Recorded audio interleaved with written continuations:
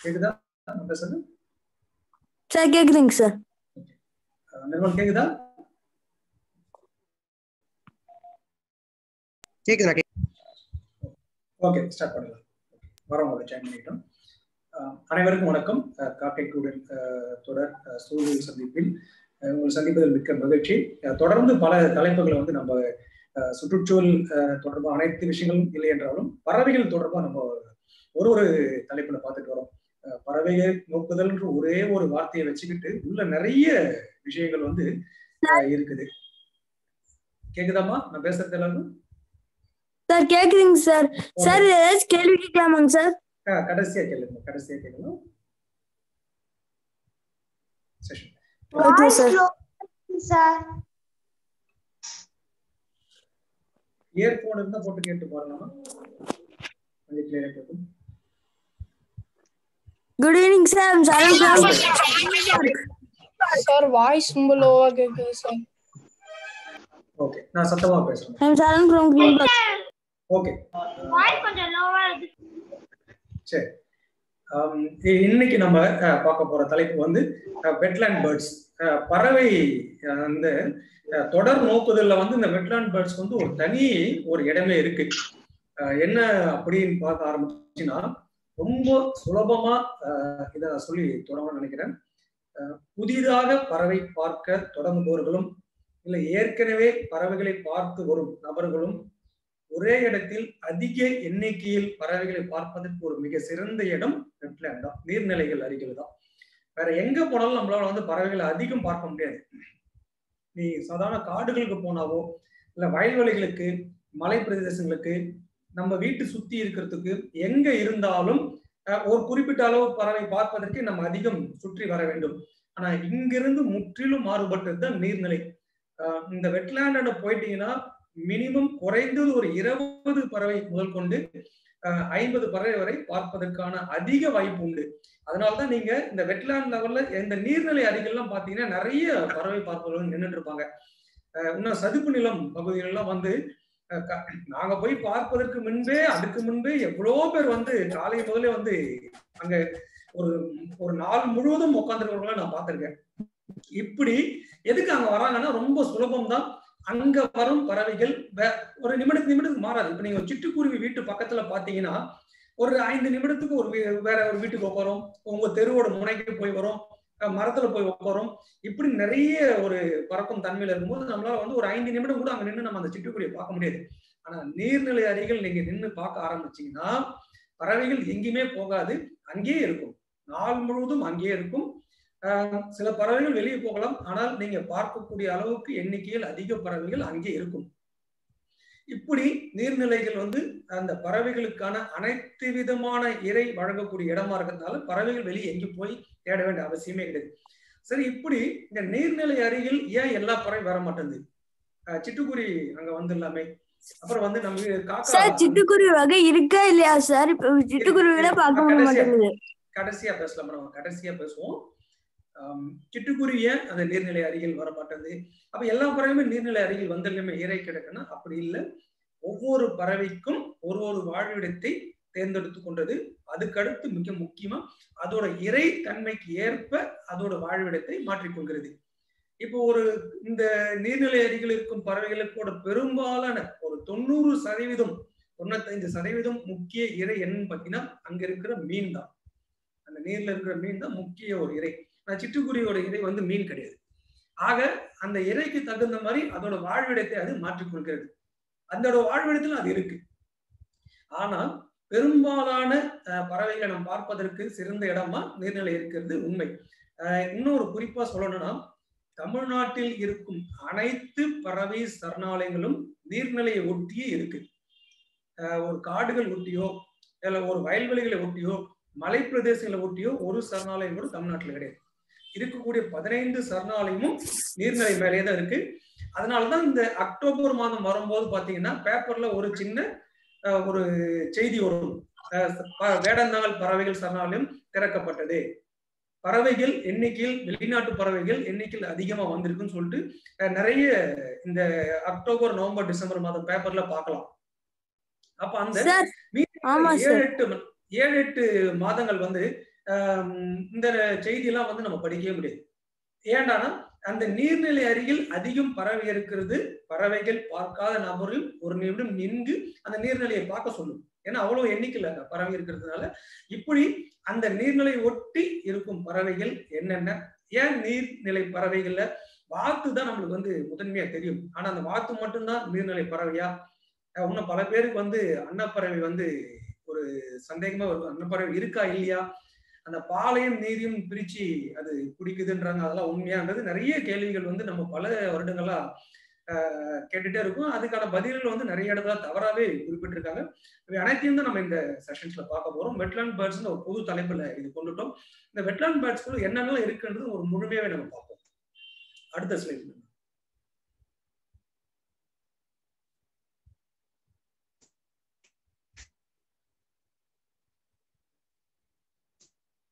அடுத்த ஸ்லைட்.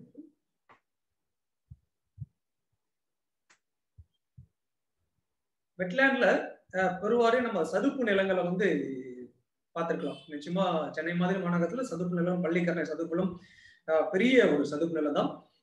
அந்த Ramsar convention அப்படி ஒரு கன்வென்ஷன் சொல்லிட்டு இங்க குறிப்பிட்டிருக்க. அந்த ராம்சர் கன்வென்ஷன் ஒரு சின்ன ஒரு விஷயம் தான். இதை தெரிஞ்சுக்கிறது ரொம்ப முக்கியமான ஒரு விஷயம். இதை தெரிஞ்சுட்டு நம்ம பறவைகளுக்குள்ள போகும்போது எதுக்காக இப்படி ஒரு இந்த கன்வென்ஷன் போட்டாங்கன்றது தெரிய வரும். முக்கியமா பறவைகளோட வாழிடன்றது நீர்நிலை என்பது அனைவருக்கும் தெரிஞ்சது. இப்படி நீர்நிலைகள் பார்த்தோன்னா இப்போ பல விதமா வந்து அது அழிக்கப்பட்டு வருது. பல பறவைகளுக்கான அந்த அந்த இடத்துல ஒரு நீர்நிலை அழிந்தால் அங்க பல பறவைகள் அழிந்துவிடும். இப்படி அந்த நீர்நிலையை ஒட்டி வாழக்கூடிய பறவைகள் தவிர்த்து பூச்சிகள், ஊர்வன விலங்குகள் அனைத்து பறவையுமே அந்த நீர்நிலையை ஒட்டி வாழ்ந்து அழிந்துவிடும். இப்படி இந்த நீர்நிலைகள் எல்லாம் பாதுகாக்கணும் அப்படின்னு ஒரு முடிவு பண்ணி 1971 ஈரான்ல ஒரு இடத்துல வந்து அனைத்து நாடுகளிலும் இருக்கும் பிரதிநிதிகள் வந்து கலந்து ஒரு மாநாடு போட்டாங்க. அந்த மாநாட்டோட முக்கிய நோக்கமே நீர்நிலை பகுதிகளை பாதுகாக்க வேண்டும், அதை அழிக்கக்கூடாது, அந்த இடத்தில் எந்த கட்டடமும் வரக்கூடாது, சாலைகள் போடக்கூடாது, இப்படி பல விதமான முடிவுகளை எடுத்து ஒப்பந்தங்கள் போட்டாங்க. அந்த ஒப்பந்தம் பிரகாரம் தான் அது ராம்சர் ஒப்பந்தம், ராம்சர் கன்வென்ஷன் சொல்லிட்டு உருவானது. அது என்ன ராம்சர் அப்படின்னு பாத்தீங்கன்னா, அந்த ஈரானில் நடந்த இடத்தின் எந்த ஒரு ஊர்ல நடந்தது அந்த ஊரோட பெயர் தான் ராம்சர். இப்ப சும்மா சென்னையில வந்து நீங்க டி நகர்ல அந்த மாநாடு நடந்திருந்தா அது டி நகர் கன்வென்ஷன் அப்படின்ற ஒரு பேரை வந்து வச்சிருப்பாங்க. இப்படிதான் அந்த முதல் இந்த கன்வென்ஷன் நடந்த இடம் ஈரான்ல இருக்கும் ராம்சர் இடத்துல நடந்ததுனால இந்த ஒப்பந்தத்துக்கும் ராம்சர் கன்வென்ஷன், ராம்சர் ஒப்பந்தம் 4 வருடத்துக்கு ஒரு முறை இந்த மாநாடு வந்து தொடர்ந்து நடைபெறும். ஆனா அதே ஈரான்லயே நடக்காது, வேறு வேறு நாடுகளில் நடக்கும். இந்தியாவில் நடக்கலாம், எல்லாத்திலையும் நடக்கலாம். இப்படி எல்லா கண்ட்ரிலையும் நடக்கும். மற்ற நாடுகளில் நடக்கும் போதும் அந்த ஒப்பந்தத்தோட பெயர் பார்த்தீங்கன்னா ராம்சர் கன்வென்ஷன் தான் நடக்கும். பெயர் வந்து ராம்சர் கன்வென்ஷன் தான். வேற நாட்டில் நடந்தாலும் அது ராம்சர் கன்வென்ஷன் தான். அந்த முதல் நடந்த ஈரானில் நடந்த அந்த ஒரு இடத்தோட ஞாபகமே வந்து வேற எந்த இடத்துல நடத்தினாலும் அந்த பேர்லயும் நடக்கிறாங்க. இப்படி ராம்சர் கன்வென்ஷனுக்கு வந்து இதோட முக்கிய நோக்கம் சொல்லிட்டோம். இந்த நீர்நிலையில பாதுகாக்கிறதுக்கு அவங்க என்ன பண்றாங்கன்னா, ஒரு நாட்டிலும் இருக்கக்கூடிய முக்கிய நீர்நிலைகளை ஆராய்ந்து இந்த இடத்தை பாதுகாக்க வேண்டும், இந்த இடத்தில் எந்த விதமான கட்டுமான பணிகளும் வரக்கூடாதுன்னு சொல்லிட்டு அங்கே ராம்சர் சைட், வெட்லாண்ட் சைட்னு சொல்லிட்டு ஒரு பதிவே பண்றாங்க. ஒரு சில நீர்நிலைகளுக்கு பதிவு. இந்தியாவில் முக்கியமா தமிழ்நாட்டில் ஒரே ஒரு நீர்நிலை பகுதிகளில் வந்து ராம்சர் பர்மிஷன், ராம்சரோட அந்த ஒரு பர்மிஷன் வாங்கின அவங்களோட நேரடியான பார்வையில் இருக்கக்கூடிய ஒரே ஒரு நீர்நிலை எதுன்னு பாத்தீங்கன்னா பாயிண்ட் காலிமர், கோடியக்கரை நீங்க பார்த்திருக்கலாம். கோடியக்கரை பறவைகள் சரணாலயம் நீங்க கேள்விப்பட்டிருக்கலாம். இந்த இடத்துக்கு ராம்சரோட நேரடியான ஒப்பந்தம் இருக்கு. இந்த இடத்துல எந்த விதமான அங்க எதனா ஒரு நடந்ததுன்னா இந்த ராம்சரோட அமைப்போட அவங்களுடைய பார்வைக்கு நீங்க கொண்டு போனீங்கன்னா இமிடியட்டா அவங்க அதை தடுத்துருவாங்க. இந்தியாவில் அதிகப்படியான இருக்கக்கூடிய ராம்சர் ஒப்பந்தம், ராம்சரோட பர்மிஷன் வாங்க அதிகப்படியான இருக்கக்கூடிய நாடு பிரிட்டன் தான். 200-250 ஒரு நீர்நிலைக்கு மேல வாங்கியிருக்காங்க. அது இன்னும் பல நீர்நிலைக்கு தமிழகத்துக்கு வாங்கியிருந்தா நிறைய அழியிறது வந்து தடுக்கப்பட்டிருக்கும். ரொம்ப ஒரு துர்தர்ஷம் கூட சொல்லலாம். ஏன்னா ஒரே ஒரு நீர்நிலைக்கு தான் அந்த ஒரு பர்மிஷன் கொடுத்துருக்காங்க. ராம்சர் கன்வென்ஷன், ராம்சாரோட பர்மிஷன் வந்து கோடியக்கரைக்கு. இது இந்த நீர்நிலையோட முக்கிய நோக்கம் அங்க இருக்கும் உயிரினங்களை பாதுகாக்கிறது, அந்த நீர்நிலையை பாதுகாக்கிறது தான் முக்கிய நோக்கம். இதுதான் ராம்சாரோட கன்வென்ஷன். அந்த ஒரு சின்ன ஒரு இன்ட்ரோவோட நம்ம பறவைகளுக்குள்ள போயிடலாம். அடுத்த ஸ்லைட்.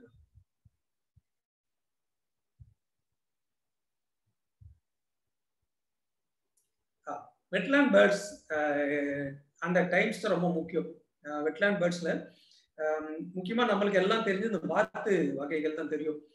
வாத்து வந்து நம்ம வீட்டு பக்கம் ஓட்டி கொண்டு போற வாத்துக்களை வந்து நிறைய நம்ம பார்த்துருப்போம்.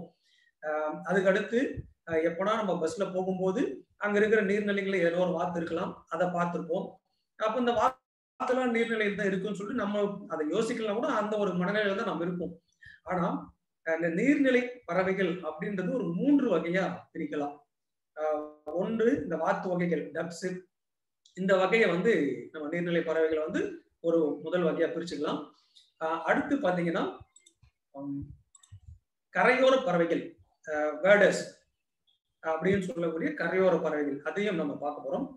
அதுக்கடுத்து முக்கியமா மற்ற சில பறவைகள், நீர்நிலை பறவையோடு வாழக்கூடிய மற்ற சில பறவைகள்.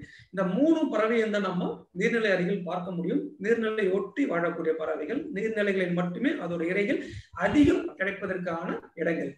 இந்த 3 வகை பறவைகளும் நம்ம முழுமையா பார்க்கலாம். டக்ஸ், பேர்டர்ஸ், அதர் பேர்ட்ஸ், இது 3 தான். ஆனா நீங்க ஒரு இடத்துல போய் நின்று பார்க்கும்போது இந்த 3 வகையான பறவைகளும் அங்க இருக்கும். எந்த வெட்லேண்ட் பக்கம் போய் நின்று பார்த்தீங்கன்னாலும் இந்த 3 வகையான பறவைகளும் அங்க பார்ப்பதற்கு அதிகம்.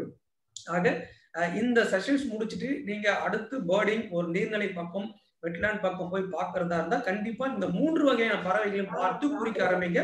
ஏன்னா இது வரைக்கும் நம்ம எல்லாம் பொதுவா ஒரு பறவையோட பார்த்திருப்பீங்க. இந்த 3 வகையும் பார்ப்பதற்கான அதிக வாய்ப்புள்ள ஒரு இடம் தான் எல்லா நீர்நிலைகளும். உங்களுடைய குறிப்பேட்டில் இப்படி பிரிச்சா குறிச்சுக்கீங்க. Ducks, birders, other birds, wetland birds தலைப்பு கொடுத்துங்க. இந்த 3 வகையை டிஃபரன்சியேஷன் பண்ணி உங்களுடைய குறிப்பேட்டில் குறிச்சுட்டே வாங்க. உங்களுக்கு அப்பயே வித்தியாசம் தெரியும். எந்த வகை பறவை குறையுது, எந்த வகை பறவை அதிகமாகுதுன்னு உங்களுக்கு தெரிய வரும். இந்த 3 வகையை நம்ம கொஞ்சம் விரிவாக பார்ப்போம். அடுத்த ஸ்லைட்.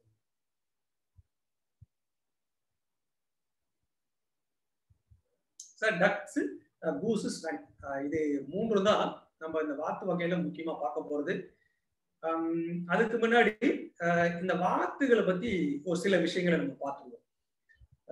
வாத்துக்கு வந்து 2 விதமான வாத்து வகை உண்டு. ஒண்ணு தானே உணவை தேடி நீர்நிலைகளில் வாழக்கூடிய ஒரு வகை. மற்றொரு வகை நம் வீட்டில் அருகில் நம்ம வீட்டில் வளர்க்கக்கூடிய வாத்து வகை. இப்ப நம்ம பார்க்க போறது அதோட இடங்களில் தானே இரையை தேடி வாழக்கூடிய வாத்து வகைகள் தான் நம்ம பார்க்க போறோம். தமிழ்ல பொதுவா பாத்தீங்கன்னா இதுக்கு எல்லாத்துக்குமே வாத்துனே சொல்லிடுவாங்க. ஆங்கிலத்துல நுணுக்கமா பிரிச்சிருக்காங்க. டக்ஸ், கூஸ், ஸ்வைன் சொல்லிட்டு நுணுக்கமா பிரிச்சிருக்காங்க. தமிழ் நம்ம எந்த ஒரு பறவையும் இந்த வாத்து வகை பாத்தீங்கன்னா வாத்து போது அந்த ஒரு பொது வார்த்தையில நம்ம சொல்லிடுவோம். ஆனா அதுக்குள்ள நுணுக்கமான சில வேறுபாடுகள் உண்டு. டக்ஸ் என்ன, கூஸ் என்ன, ஸ்வைன் பாக்குறதுக்கு நேரடியாக நீங்க பாத்தீங்கன்னா 3ம் ஒன்று போலவே இருக்கும். நுணுக்கல வேணாம், இதை பார்த்தாவே நம்ம கண்டுபிடிச்சலாம் எது டக்ஸ் எது கூஸ்ன்னு சொல்லிட்டு. டக்ஸுக்கு என்ன பண்புகள் உண்டு, கூஸுக்கு என்ன பண்புகள் உண்டு, ஸ்வைனுக்கு என்ன பண்புகள் உண்டு, இது 3 தான் குறிப்பா நம்ம தெரிஞ்சுட்டு ஒரு நீர்நிலை நின்று அந்த பறவையை பார்க்கும்போது ரொம்ப சுலபமா கண்டுபிடிச்சிடலாம். ஆமா இது டக்ஸ், இது கூஸ். குறிப்பா முதல்ல நம்ம டக்ஸ் பத்தி பார்ப்போம். அதுக்கு முன்னாடி என்ன வேறுபாடு அப்படின்னு சொல்லி நம்ம பார்த்தலாம். டக்ஸ், கூஸ், முதல்ல இது 2 எடுத்து. டக்ஸ் பாத்தீங்கன்னா வகையில ரொம்ப அதிகமாவே இருக்கும். நிறைய வகை டக்ஸ் உண்டு. கூஸ் வந்து நிறைய இல்லை என்றாலும் இந்த 2மே ஒரே இடத்தில் பார்ப்பதற்கு வாய்ப்புகள் இருக்கிறதால இந்த 2ஐயும் எப்படி பிரித்து பார்ப்பது, ஒரு முதல் ஒரு உதாரணம் டக்ஸுக்கும் கூஸுக்கும். டக்ஸ் நிறைய இருக்கும், கூஸ் வந்து குறைவா இருக்கும். டக்ஸுக்கும் கூஸுக்கும் வந்து டக்ஸ் நிறைய இருக்கும், கூஸ் கம்மியா இருக்கும். ஆமா, டக்ஸும் கூஸும் வந்து நம்ம முதல் உதாரணம் பார்க்கலாம். முதல்ல கூஸை விட டக்ஸ் உருவில் சிறியதாக இருக்கும். அந்த உருவ அமைப்பு பார்த்தீங்கன்னா சின்னதா இருக்கும். கூஸ் வந்து உருவில் வந்து பெருசா இருக்கும். இது முதல் வித்தியாசம், ரெண்டுத்துக்குமே இருக்கக்கூடிய வித்தியாசம். Okay sir. இரண்டாவது முக்கிய வித்தியாசம் பாத்தீங்கன்னா, இந்த டக்ஸ் வகை வாத்துக்கள், டக்ஸ் வகையெல்லாம் பாத்தீங்கன்னா ரொம்ப அழகான நிறத்துல இருக்கும். நிறங்கள்லாம் பாத்தீங்கன்னா ரொம்ப அழகா இருக்கும் அதோட டக்ஸ் வகை நிறங்கள்லாம். நம்ம எப்படி பறவைகள்ல நீங்க பச்சை கிளியை எடுத்துக்கலாம், கோல்டன் ஓரியல் பறவைகள்லாம் பாத்தீங்கன்னா நிறத்துல ரொம்ப பளிச்சு ரொம்ப அழகா இருக்கும். அந்த மாதிரி வாத்து வகையில டக்ஸ் வகை வாத்துகளுக்கு தான் வந்து டக்ஸ் வகைக்கு தான் ரொம்ப அழகான நிறங்கள், பளிச்சுன்னு ரொம்ப பார்த்தவொடனே நம்ம இன்னும் கொஞ்ச நேரம் பார்க்கக்கூடிய அளவுக்கு இருக்கக்கூடிய டக்ஸ் வகை. கூஸுக்கு பாத்தீங்கன்னா அந்த அளவுக்கு நிறங்கள் கிடையாது. ஒயிட்டு, பிளாக்கு, அப்புறம் கொஞ்சம் கிரே, அப்படி ஒரு 2-3 நிறத்திலேயே வந்து கூஸ் இருந்துரும். அதுக்கு அடுத்து பெருசா அதோட நிறங்கள் இருக்காது. இது இரண்டாவது ஒரு வித்தியாசம் இரண்டு பறவைக்கும். மூன்றாவது ஒரு வித்தியாசம் என்ன பாத்தீங்கன்னா, டக்ஸ் வகையோட அந்த வாத்துகளுக்கு எல்லாம் பாத்தீங்கன்னா அதோட பீக்கு அழகு பாத்தீங்கன்னா தட்டையா பெருசா இருக்கும். ரொம்ப இப்ப நீங்க நார்த்தன் ஷவுலர் டக்ஸ் எல்லாம் பாத்தீங்கன்னா ரொம்ப பட்டையாவே அதோட பீக் இருக்கும், பட்டையா இருக்கும். இந்த டக்ஸுங்களுக்குலாம் கூஸுக்கு பாத்தீங்கன்னா பீக்கு வந்து சின்னதா இருக்கும். நீங்க கூஸோட வகையோட பீக்கு எதுக்கு, அதோட இறைக்கு தகுந்த மாதிரி பீக் இருக்கு, அது ஒரு விதனாலும். இந்த ரெண்டுத்துக்கும் வித்தியாசப்பட பாத்தீங்கன்னா டக்ஸோட பீக்கு, கூஸோட பீக்கு, கூஸுக்கு சின்னது, டக்ஸுக்கு பெருசா இருக்கும். இது ஒரு வித்தியாசம். நான்காவது ஒரு வித்தியாசம் என்னன்னு பாத்தீங்கன்னா, டக்ஸ் அதோட கழுத்து அளவுலாம் பாத்தீங்கன்னா சின்னதா இருக்கும், ரொம்ப பெருசா கழுத்து நீட்டுற அளவுக்குலாம் இருக்காது. கூஸுக்கு நல்ல ஒரு எஸ் ஷேப்ல வந்து கழுத்து இருக்கும். ரொம்ப எஸ் ஷேப்ல இல்லைன்னா கூட நீங்க பார்த்தா ஒரு எஸ் ஷேப் வர அளவுக்கு கூஸோட கழுத்து இருக்கும். டக்ஸுக்கு அந்த மாதிரி கிடையாது. இந்த ரெண்டு வகையில நம்ம அதிகம் பார்க்கக்கூடியது டக்ஸ் வகை தான். ஏன்னா எண்ணிக்கையிலும் வகையிலும் அதுதான் அதிகமா இருக்கும். அதான் டக்ஸ் அதிகம் நம்ம பார்ப்பதற்கான வகைகள் உண்டு. கூஸ் வந்து ரொம்ப குறைவான வகைதான், எண்ணிக்கையும் அதிகமா இருக்கும். ஒரு இடத்துல வந்து ஒரு கூஸ் பார்த்தீங்கன்னா எண்ணிக்கையில் அதிகமா இருக்கும், பல வகைகளை பார்க்க முடியாது டக்ஸ் பார்க்குற மாதிரி. இந்த இரண்டு வித்தியாசம் டக்ஸுக்கும் கூஸுக்கும் ரொம்ப முக்கியமானது. மொத்தம் உருவில் பார்த்தாலே கண்டுபிடிச்சிடலாம். ரொம்ப சின்னதா இருக்கும் டக்ஸ், பெருசா கூஸு. அப்புறம் வந்து பீக்கோட அளவு, அப்புறம் அதோட கலர், முக்கியமா கலர் தான், நிறங்கள் வச்சே கண்டுபிடிச்சிடலாம். இப்போ இந்த டக்ஸ் பார்த்தீங்கன்னா முதல் இந்த ஸ்பாட் பில்டு டக்கு, பல்வஸ் விஷ்லிங் டக்கு, லெஸ்ஸர் விஷ்லிங் டக்கு, நார்த்தன் பின்டெயிலு, நார்த்தன் ஷவுலர் டக்கு, இதெல்லாம் பார்த்தீங்கன்னா ரொம்ப நல்லா இருக்கும் பார்க்கறதுக்கு. கலர் பார்த்தீங்கன்னா ரொம்ப, நீங்க இதெல்லாம் கூகுளில் தேடி பாருங்க, ரொம்ப நல்லா இருக்கும். இந்த கலர்லாம் பார்த்தீங்கன்னா நார்த்தன் பின்டெயில் கலர்லாம் பார்த்தீங்கன்னா ஷவுலர்லாம் ரொம்ப அழகாவே இருக்கும். அந்த பெயர் வந்து அந்த பறவையோட உருவத்தை வச்சு வச்சுட்டாங்க, நார்த்தன் பின்டெயில். அதோட டெயில் பார்த்தீங்கன்னா ஊசி மாதிரி பின்னால போகும், அதாவது நார்த்தன் பின்டெயில். இந்த நான் ஒரு எக்ஸாம்பிளுக்காக 5 வச்சிருக்கேன், இன்னும் நிறைய இருக்கு, ஒரு 90 வகைக்கு மேல டக்ஸ் இருக்கு. இந்த சும்மா நம்ம இப்ப நீங்க போனா பார்க்கக்கூடிய முக்கியமான ஒரு டக்ஸ் இந்த 5 டக்ஸ். நீங்க எந்த ஒரு நீர்நிலைகளை போனாலும் இந்த 5ல கண்டிப்பா 2 டக்ஸை நீங்க பார்த்துடலாம். ஸ்பாட் பில் டக்கு, பல்வஸ் பார்க்கலனாலும் லெஸ்ஸர் விஷ்லிங் டக்கு, நார்த்தன் பின்டெயில், நார்த்தன் ஷவுலர்.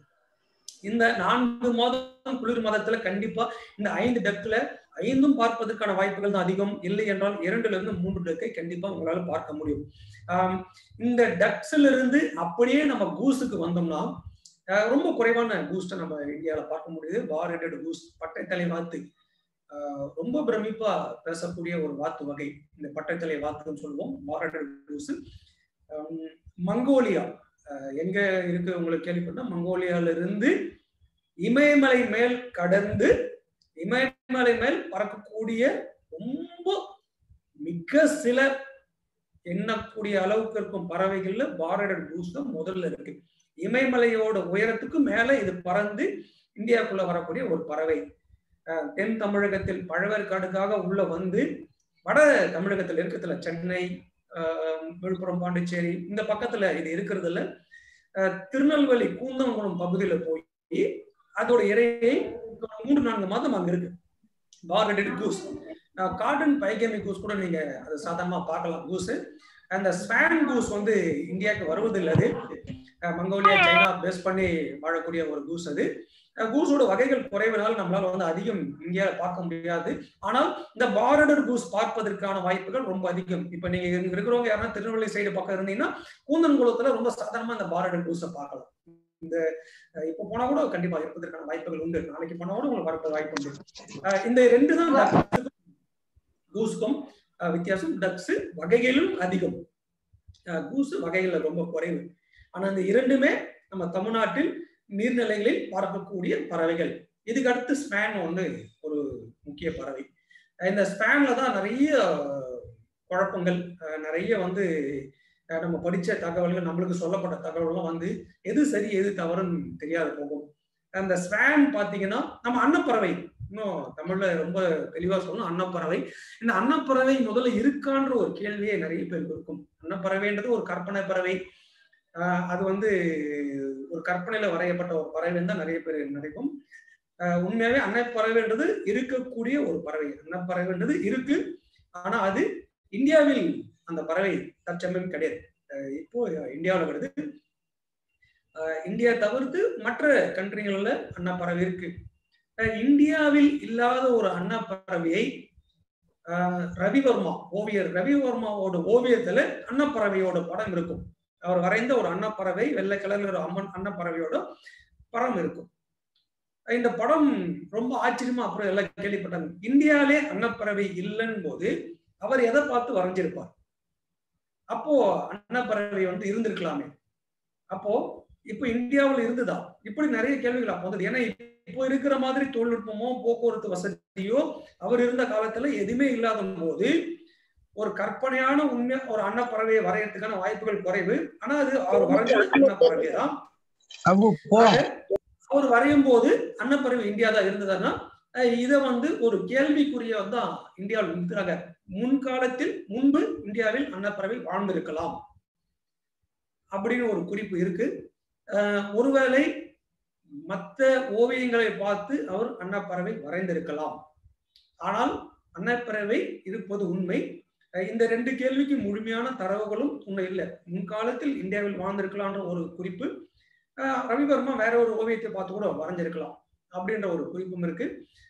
ஆனால் அன்னப்பறவைன்றது இல்லாத ஒரு பறவை வரைவதற்கான வாய்ப்புகள் இல்லைன்றதுனால இருக்குன்ற ஒரு எண்ணம் முன்காலத்தில் முன்ன ஒரு சில நூற்றாண்டுகளுக்கு முன்ன வாழ்ந்திருக்கலாம் அப்படின்ற ஒரு குறிப்போடு தான் நம்ம இங்க கடக்க வேண்டியிருக்கு. அப்ப வேற எங்க இருக்கு அன்னப்பறவையில? வேற எங்க இருக்குன்னா நிறைய ஸ்பேன்ஸ் இருக்கு. நம்ம வெள்ளை கலர்ல நீங்க பாத்தீங்கல்ல ஸ்பேன், இதே கருப்பு கலர் ஸ்பேன்லாம் இருக்கு. ஆஸ்திரேலியால பிளாக் ஸ்பேனு லட்சக்கணக்கில் இருக்கு, ஆயிரக்கணக்கில் ஸ்பேன்லாம் இருக்கு. ஒரு நீர்நிலைகளை முழுவதும் ஸ்பேனே இருக்கு. பிளாக் நேட்டிவ் ஸ்பேன் இருக்கு, மியூட் ஸ்பேன் இருக்கு. இந்த மாதிரி ஒரு 10 வகை 7-8 வகை ஸ்பேன் வந்து உலகம் முழுவதுமே நிறைய கண்ட்ரில இருக்கு. இந்தியாவில் மட்டும் இல்லை.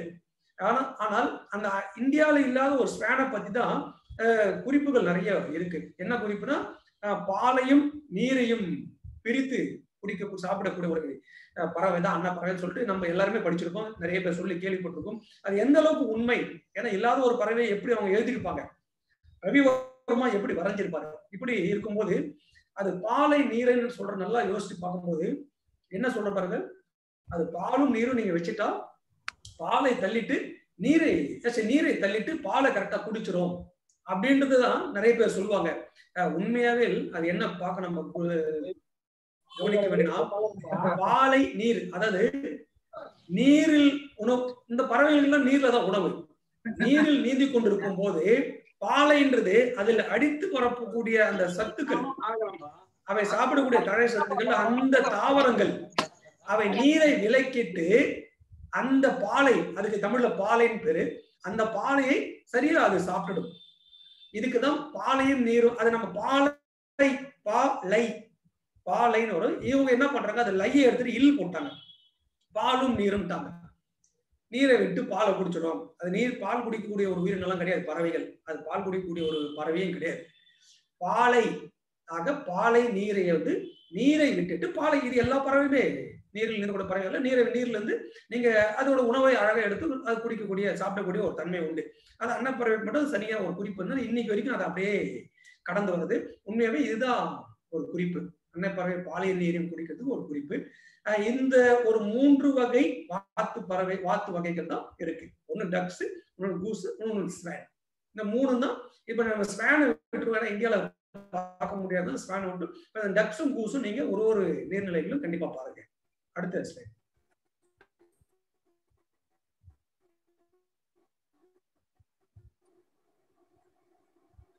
ஸ்பாட் பில் டக் நம்ம டக்ஸ்ல முதல்ல பார்த்தோம். இதுல சின்ன சின்ன ஒரு வித்தியாசத்தை பார்த்துட்டு போயிடலாம். கலர் ரொம்ப அழகா இருக்கு. டக்ஸ் நம்ம சொல்லும் போதே கலர் பாருங்க ரொம்ப அழகா. அதோட பீக்கோட கலரே பாருங்க பட்டையா இருக்குது. அந்த எல்லோ இருக்கு, டிப்ல பிளாக் இருக்கு. அது ஒரு நெக், அந்த கரெக்டா கண் பக்கத்துல ஒரு டார்க் இருக்கு, ரெட் டாட் இருக்கு. இந்த லெஃப்ட் சைடுல இருக்கிறது பாத்தீங்கன்னா மேல் பேர்டு, மேல் ஸ்பாட் பில் டக். ரைட் சைடுல இருக்கிறது ஃபீமேல். அதுக்கு நல்லா பாத்தீங்கன்னா உங்களுக்கு அதோட கலர் பாத்தீங்கன்னா அங்கேயே தெரிஞ்சிடும். கலர்ல பாத்தீங்கன்னா உங்களுக்கு அதோட கண் பக்கத்துல இருக்கிற அந்த ரெட் டாட் இல்லாம போயிட்டு பாருங்க. ரொம்ப சுலபமாவே இந்த 2 பறவையோட வித்தியாசத்தை கண்டுபிடிக்கிறதுக்கு இந்த டாட் வச்சே கண்டுபிடிச்சிடலாம். ஸ்பாட் பில் டக் இந்தியாவை சேர்ந்த ஒரு பறவை தான். இந்தியாவே வாழிடமா கொண்டது. வெளிநாடுகளுக்கெல்லாம் இது போகாது. நம்ம நீர்நிலைகள்ல வருடம் முழுவதும் பார்ப்பதற்கான வாய்ப்புகள் உண்டு. நீங்க பள்ளிக்கரணை, சென்னை மாதிரி பள்ளிக்கரணை சதுப்பு நிலம் வந்தீங்கன்னா நீங்க பெருவாரியான மாதங்கள்ல இந்த ஸ்பாட் பில் டக்கை நம்ம பார்க்கலாம். அதோட குட்டிகளோட குஞ்சுகளோடு அது நீந்தி கொண்டு போறதை நம்ம நிறைய முறை பார்த்திருக்கோம். ஸ்பாட் பில் டக் போறது. அதனால இது இந்தியாவை சேர்ந்த பறவை தான். இதோட பீக்கு பாருங்க, நான் சொன்னேன்னா அந்த வாத்து இந்த டக்ஸுக்கெல்லாம் வந்து பட்டையா கொஞ்சம் நீளமா இருக்கக்கூடிய இது பறவையோட பீக்கை பாருங்க எப்படி இருக்கு. இந்த ஒரு டக்ஸ் இந்தியாவை சேர்ந்தது. அடுத்த ஸ்லைடு.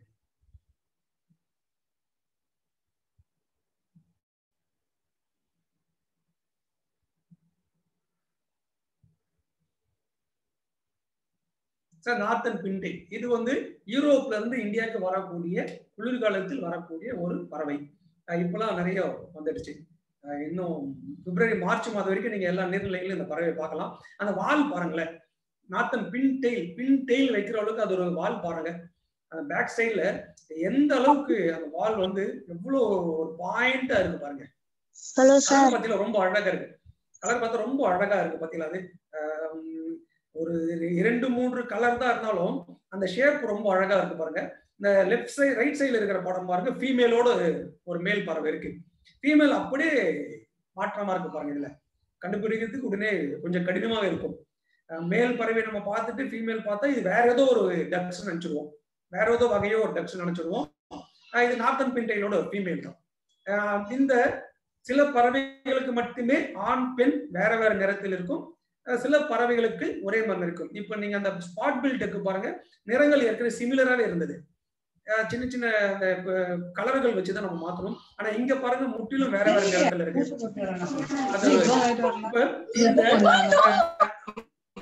இந்த டக்ஸோட பீக்கோட பாத்தீங்க, பண்ண முடியாது. இந்த டக்ஸோட பீக்கோட பாருங்க பட்டைய நீளமா இருக்கு.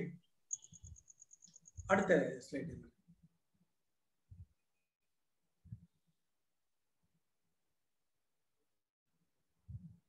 இது நாப் பில் டக்ஸ். இந்த டக்கு வந்து பொதுவான ஒரு 3-4 வருடத்துக்கு முன்ன வரைக்கும் நாம் பார்த்த குறிப்புகள் என்ன இருந்ததுன்னா, வட இந்தியாவில் மட்டுமே வாழக்கூடிய ஒரு பறவைன்னு சொல்லிட்டு தான் இருந்தது. ஏன்னா எனக்கு எங்க அந்த குறிப்பு கிடைச்சதுன்னா, இந்த விக்ரம் கிரீவலோட புக்ல பாத்தீங்கன்னா குறிக்கப்பட்ட குறிப்புகள்லாம் வந்து இந்த நாப் பில் டக்கு, காம் டக்குன்னு சொல்லுவாங்க. இது எங்க இருக்கு அப்படின்னு பாத்தீங்கன்னா மேல் பக்கம் தான். நம்ம தென் தமிழகத்திலே கிடையாது. தமிழ்நாட்டுல, ஆந்திராவில், கேரளா, கர்நாடகால இந்த பறவை இல்லை. அந்த மகாராஷ்டிரா, மத்திய பிரதேஷ், உத்தரப்பிரதேஷ் அந்த பக்கத்துல தான் இந்த பறவை இருப்பதா வந்து ஒரு குறிப்பு இருந்தது. சரி, நம்ம இதை பார்க்க முடியாது அப்படின்ற நினைப்புல சாதாரணமா நம்ம கடந்துட்டோம். ஆனா சாதாரண சென்னையில பெரும்பாக்கம் சதுப்பு நிலத்தில் ஒரு முறை பறவைகள் பார்த்து கொண்டிருக்கும் போது இந்த காம்டக் வந்து அங்க இருந்தது. நாப்பில் டக் வந்து அங்க இருந்தது.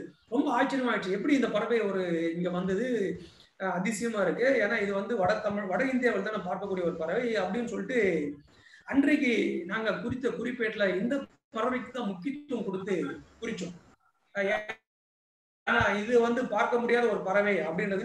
இந்த பறவையோட அடையாளம் பாருங்க, இந்த லெஃப்ட் சைட்ல இருக்கிறது ஆணு, ரைட் சைட்ல இருக்கிறது பெண் பறவை. இந்த பறவையோட அடையாளம் ஆணுக்கு அந்த பீக்கு மேல பாருங்க, ரொம்ப சுலபமா கண்டுபிடிச்சிடலாம். அந்த பறவை மற்ற வாத்து வகைகளை கண்டுபிடிக்கிறத விட இந்த நாப்பில் டக் வந்து ரொம்ப சுலபமா கண்டுபிடிச்சிடலாம். அந்த மூக்கு மேல இருக்கு, அந்த பீக்கு மேல இருக்கக்கூடிய அந்த அடையாளமே இது ஆண் பறவைன்னு உணர்ந்துடும். ரைட் சைட்ல இருக்கிற பெண் பறவை பாத்தீங்கன்னா உங்களுக்கு ரொம்ப அந்த ஒரு சின்ன வித்தியாசம் மட்டும்தான் இல்லை. அந்த பிக்கு மேல இருக்கிற அடையாளம் பார்த்தீங்கன்னா பெண் பறவைக்கு இல்லை. இப்போ என்ன தெரிய வந்தது அப்படின்னு பார்த்தீங்கன்னா, தமிழகத்திலும் பரவலாக இந்த பறவை வரக்கூடிய பறவைன்னு தெரிய வந்திருக்கு. தமிழகத்தில் முழுவதும் நம்மளுடைய நண்பர்கள் வந்து பார்த்துருக்காங்க. சவுத்து தமிழ்நாட்டிலையும் பார்த்துருக்காங்க. இந்த நார்த்ல மட்டும் இல்ல, திருநெல்வேலி, ராஜபாளையம், ராமநாத் அந்த சைடு இருக்கும் நீர்நிலைகளையும் இந்த நாபில் டக் பார்த்துருக்காங்க. இன்னும் குறிப்பா இங்கேயே முட்டை விட்டு குஞ்சு பொரிக்கும் ஒரு பறவையாகவும் சில நண்பர்கள் பார்த்திருக்காங்க. ஆக ஒரு பறவை ஒரு இடத்தில் இருக்கா இல்லையான்றது ஆணையரமா நம்மளுக்கு தெரிய வரும்போது, பறவைகளை நேரடியா சென்று பார்த்து அதை குறிக்கும் போது மட்டுமே இப்ப தெரிய வருது. இப்ப என்ன ஒரு பிரச்சனை இங்க பாருங்க, நம்ம முக்கியமான ஒரு பறவை புத்தகம் வாங்கி இந்த பறவை இந்தியாவில் எங்கெல்லாம் இருக்குன்னு சொல்லிட்டு பார்த்தோம்னா, தமிழ்நாட்டுல இந்த பறவை இல்லைன்னு சொல்லி அவங்க குறிப்பிடுறாங்க. சரி, நம்ம அந்த பறவை இல்லைன்னு சொல்லிட்டு நம்ம அடுத்து மற்ற பறவைகளை பார்க்க ஆரம்பிக்க போறோம். இப்படி திடீர்னு எது இல்லைன்னு சொன்னாங்களோ அந்த பறவை தமிழ்நாட்டுல இருந்தால் பார்க்கப்பட்டால், இப்படி தொடர்ந்து நான் ஒரு சில பறவைகள் ஒரு ஆக்சிடென்ட் பை ஆக்சிடென்ட் எல்லாம் கூட வந்து போகலாம். அதனால வந்து அது இங்க தொடர்ந்து இருக்குன்னு சொல்ல முடியாது. 1 வருடம் 2 வருடம் தொடர்ந்து அதை பார்த்து இந்த இடத்துலயும் பார்க்க முடியுது அப்படின்னாதான் அது இங்க ஒரு இடத்துக்கும் வருதுன்னு உறுதிப்படுத்தல. நம்ம ஒரு 2 வருடம் நண்பர்கள் எல்லாம் தொடர்பு கொண்டு கேட்டு யாரெல்லாம் இந்த பறவையை பார்த்திருக்கீங்க, நாபில் டக் யாரெல்லாம் பார்த்திருக்கீங்கன்னு ஒரு 2 வருஷம் நண்பர்கள்லாம் தொடர்பு கொண்டு கேட்டு எல்லாரும் பரவலா பார்க்கதா சொன்னாங்க. நண்பர்லாம் வந்து இதோட பிரீடிங்கே பார்த்ததா சொன்னாரு. அப்போ அந்த இந்தியா லெவல் இருக்கிற மேப்பே நம்ம மாத்திட்டு இருக்கோம். வட இந்தியாவில் மட்டுமே காணப்படக்கூடிய ஒரு பறவை தென் தமிழகத்தில் இல்லைன்னு சொல்லி நினைச்சிட்டு அவங்க குறிச்சிட்டாங்க. இப்போ நம்ம என்ன டேட்டாஸ் கொடுத்தோம்னா, ரொம்ப அழுத்தமா தமிழகத்திலும் இந்த பறவை தொடர்ந்து வருடம் முழுவதும் இல்லை என்றாலும் அந்த குளிர்காலத்தில் பார்க்க முடிகிறது. ஆக இது தமிழ்நாட்டை சேர்ந்த பறவையாகும், தமிழ்நாட்டில் இது சேர்ந்ததாகும் சொல்லிட்டு மேப்ல மாத்துங்க. அந்த மேப்பை வந்து தவறா இருக்கு, இது சவுத் இந்தியா பக்கமும் வரக்கூடிய பறவை. இப்ப தமிழ்நாட்டிலே பார்க்க முடியும்னா கண்டிப்பா கேரளா, கர்நாடகா பார்த்திருக்கலாம். இப்படி ஒரு டேட்டாஸ் எடுத்து நம்ம அந்த மேப்பை மாற்றக்கூடிய லெவலுக்கு நம்மளால பண்ண முடியும். அதுக்கு இந்த ஒரு சின்ன பறவை எனக்கு பார்த்தோன்னு ஞாபகம் வந்தது. இப்பவும் நம்ம வருடத்துல இந்த பறவையை பார்க்க தொடர்ந்து இந்த பறவை நம்ம பார்க்கணும், நாபில் டக். இப்போ இந்த ஒரு நம்ம சாதாரண ஒரு பறவை நோக்குதல் எந்த அளவுக்கு மாற்றத்தை உண்டு பண்ணுது பாருங்க. நம்மளுடைய என்டர்டைன்மெண்ட்டுக்காக பறவைகளை பார்க்கிறோம், ஆனா பெரிய பறவையாளர் பெரிய பப்ளிகேஷன் போட்ட ஒரு புத்தகத்தில் இருக்கும் பறவையோட மேப்பையே நம்ம மாற்றக்கூடிய லெவலுக்கு நம்ம பறவை நோக்குதல் உதவுது. அவங்களுக்கு இங்க இருக்கா இல்லையான்னு தெரியாம குறிச்சிடுறாங்க. நம்ம தரவுகளோட படங்களோட இங்கெல்லாம் இருக்குன்னு சொல்லிட்டு கொடுத்தும் போது அவங்களால ஒண்ணும் பண்ண முடியாது. அந்த மேப்பை மாத்தி தான் ஆகணும். இல்லாத ஒரு இடத்துல இருக்குன்னு சொல்றதோ, இருக்குன்ற இடத்துல இல்லைன்னு சொல்றதோ தவறாயிடும். அதனால இப்படி நம்மளுடைய பறவை நோக்குதல் நம்மளுடைய என்டர்டைன்மெண்ட்டும் பயன்படுவது கிடையாது, பலவிதமான டேட்டாஸை மாற்றுவதற்கும் இந்த பேர்ட் வாட்சிங் பயன்படுது. அதுக்குதான் இந்த ஒரு பறவை இங்க உதாரணம் வச்சு நான் அடுத்த ஸ்லைட் இருக்கு.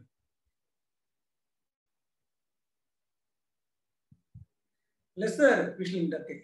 இந்த பறவையை பத்தி நம்ம சொல்லுவோம். டக்குல ஒன்னும் ஒரு சின்ன ஒரு குறிப்பு ஒன்று சொல்லிடுறேன். பறவைகளுக்கெல்லாம் கால் பார்த்தீங்கன்னா நல்லா ஸ்டாண்டிங்கா நிக்கிற மாதிரி இருக்கும். இந்த வாத்து வகைகளோட கால்கள்லாம் பாருங்களா, அதோட உடம்போட பின்பகுதியில தான் ஆரம்பிக்குமே. அந்த கால் பகுதி பாருங்க, பின்பகுதியில் தான் ஆரம்பிக்குமே. இப்போ நீங்க வண்டிகள் எடுத்துக்கலாம், ஸ்பிளண்டரு, பல்சரு, இந்த பைக்கோட இன்ஜின் பாத்தீங்கன்னா சென்டர்ல வச்சிருப்பாங்க. நம்ம உட்கார்ற இந்த சென்டர்ல கரெக்டா அந்த சென்டர் பாயிண்ட்ல வச்சிருப்பாங்க. ஆனா அந்த ஸ்கூட்டர் பாத்தீங்களா, இந்த பஜாஜ் சேட்டக்கு, பஜாஜ் கப்பு, ஆக்டிவா, இந்த வண்டியோட இன்ஜின் பாத்தீங்கன்னா பேக்ல தான் இருக்கும், ஃப்ரண்ட்ல ஒண்ணுமே இருக்காது, பேக் சைட்ல தான் இன்ஜின் இருக்கும். அந்த மாதிரி இந்த பறவைகளோட கால் தொடக்கமே பாத்தீங்கன்னா அதோட உடம்போட முடிவுல தான் தொடங்குமே. பேக் சைடு அந்த சென்டர் பாயிண்ட்ல இருந்து தான் ஸ்டார்ட் ஆகுமே. பேக் சைடு சென்டர் முடிவுல இருந்து அதோட கால் தொடங்க ஆரம்பிக்கும். இன்னும் குறிப்பா சொல்றதுன்னா இந்த டக்ல இன்னும் ஒரு சின்ன விஷயம் சொல்லணும். டக்ஸ்லயே வந்து அதை நான் கடைசியாக சொல்றேன். அந்த ஒரு குறிப்பு இங்க சொல்றேன். எதுக்குன்னா கால் வந்து பாத்தீங்கன்னா பேக் சைட்ல தான் இருக்கும். எதுக்குன்னா அது அந்த வேகமா நீந்தி செல்லக்கூடிய ஒரு தன்மைக்காக இயற்கையாக படைக்கப்பட்டது. இந்த லெஸ்ஸர் விஷ்லிங் டக்கை பத்தி நம்ம கொஞ்சம் கவனிக்கணும். ஏன்னா ஒரு சில மாதங்களுக்கு முன்பு ஒரு சின்ன டிபேட் வந்து நண்பர்கள் மத்தியில நடந்தது. என்னன்னா இரவுல தஞ்சாவூர் சைடு நடந்த ஒரு சம்பவம் தான். இரவுல வயல்வெளிகள்ல ஆயிரக்கணக்கான நூற்றுக்கணக்கான பறவைகள் வந்து இறங்கி அந்த வயல்வெளிகளை மொத்தமா இருக்கக்கூடிய இறைகளை மொத்தமா சாப்பிட்டு காலைல பாத்தீங்கன்னா அந்த வயல்வெளியே ஒண்ணும் இல்லாம ஆயிடுது அப்படின்னு சொல்லிட்டு நிறைய புகார்கள்லாம் வந்தது. நிறைய வயல்வெளி நடந்தது. அப்படி இறையில இவ்வளவு இரவில் நம்ம ஒரு செஷன்ஸ்ல கூட பார்த்தோம். ஆந்தை சில பறவைகள் தான் வந்து இரவுல நடமாடும்.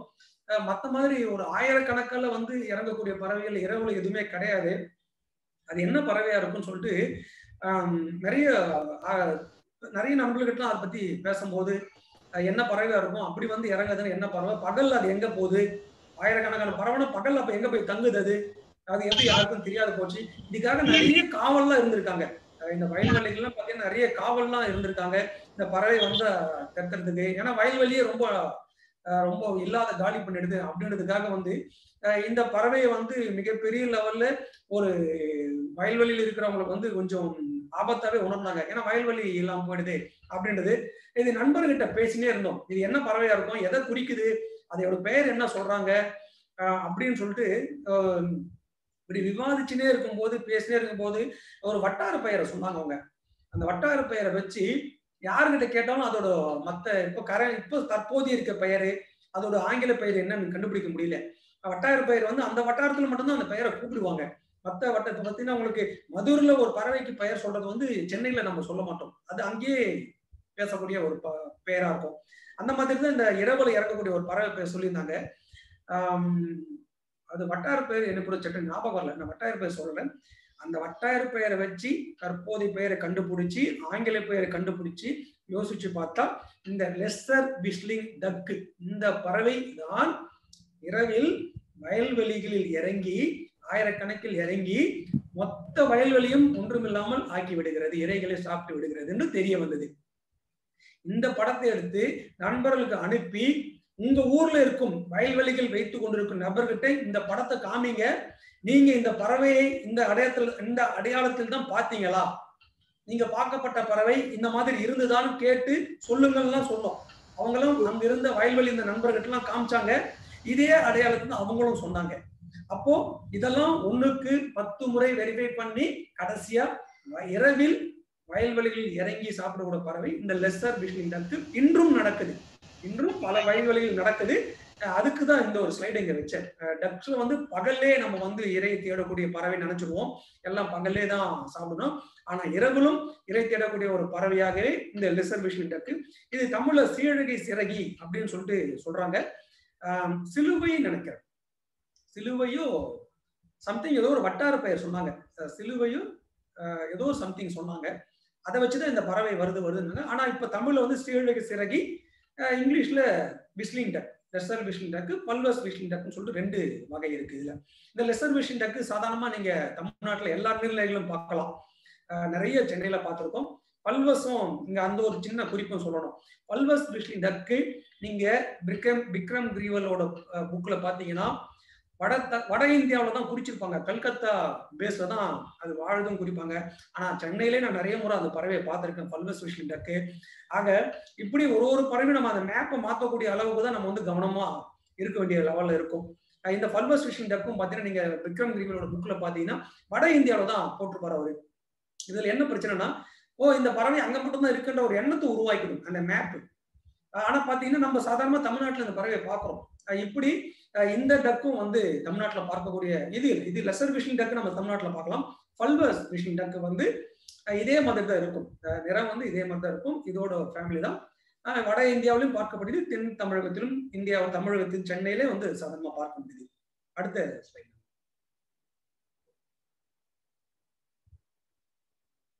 இப்ப இந்த பாரடர் கூஸ் சொன்ன பாத்தீங்களா, கூஸோட தன்மை அப்படின்னு பார்க்கும்போது எப்படி அப்படியே இந்த படத்தை பாருங்க, லெஃப்ட் சைட்ல இருக்கிற படத்தை பாருங்க, இதோட பீக் எப்படி இருக்கு பாருங்க.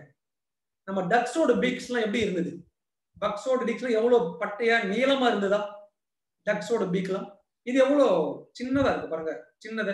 அது உருவம் பாருங்க, இதோட இந்த பறவையோட உருவம் பாருங்க, டக்ஸோட இது உருவல பெருசுதான். இது எவ்வளவு உருவம் இது பாருங்க. இதுதான் வந்து இந்த பாரடர் கூஸ். இந்த ரைட் சைட்ல இருக்கிறது காட்டன் பைகானியன் கூஸ், இதையே நீங்க சாதாரணமா பார்க்கலாம். இந்த பாரடர் கூஸ் முக்கியமா குறிப்பிட்டு சொல்லணும்னு அந்த சொன்னேன். மங்கோலியா சைனா பக்கத்துல இருக்கக்கூடிய மங்கோலியால முட்டையிட்டு குஞ்சு பொரிக்கக்கூடிய இந்த வாத்து வகை குளிர்காலத்தில் இந்தியாவின் இமயமலை மேல் பறந்து இந்தியா முழுவதும் டிராவல் பண்ணி வட இந்தியாவை டிராவல் பண்ணி தமிழகத்தின் பழவேற்காடு உள்ள நுழைந்து சென்னையை கடந்து தென் தமிழகம் கூந்தன்குளம் பறவைகள் சரணாலயத்தில் போய் 4-5 மாதம் இரையை தேடி தங்கி வாழ்கிறது. இந்த பாரடர் கூசு மிக சிறந்த ஒரு வலசை பறவை. இமயமலை மேல் பறக்கக்கூடிய ரொம்ப அபூர்வம், ரொம்ப இருக்கிறதுல மிக உயரமான ஒரு இடம் சொல்லி நம்ம இமயமலையை சொல்லுவோம், எவரெஸ்ட சொல்லுவோம். அதற்கும் மேல பறக்க சைனால இருக்கக்கூடிய மங்கோலியா, சைனால இருந்து இது நீங்க வந்து இது வேடன கூந்தன்குளம் பறவைகள் திருநெல்வேலிக்கு வருகிறது. இந்த பாரடர் கூஸ் வந்து நீங்க இந்தியாவில் தமிழ்நாட்டில் சாதாரணமாக பார்க்கலாம். கூந்தன்குளம் போனா வட தமிழகத்தில் இது இல்லை. எப்பயோ ஒரு முறை சென்னைக்கு அருகில் பார்க்கப்படுதா சொல்லியிருக்காங்க. அது நண்பர்கள் யாரும் பார்த்தது இல்லை, ஆனா பதிவு இருக்கு. ஆனா தொடர்ந்து பார்ப்பதற்கான வாய்ப்புகள் இங்க சென்னையில இல்லை. தமிழகத்தில் மதுரை அப்படி இருக்கிற நண்பர்கள்லாம் வந்து ரொம்ப சுலபமா போய் நீங்க இந்த பறவையை இந்த அடுத்து வர இந்த குளிர் மாதங்களில் பார்த்தலாம். காட்டன் பைக்கேலி கூஸும் நீங்க சாதாரணமா இந்தியாவில் பார்க்கக்கூடியதுதான். கூஸோட வகை ரொம்ப கம்மின்றதுனால இந்த பார்க்கக்கூடிய வகை மட்டும்தான் நான் இங்க ஸ்லைடா வச்சிருக்கேன். அடுத்த ஸ்லைட்.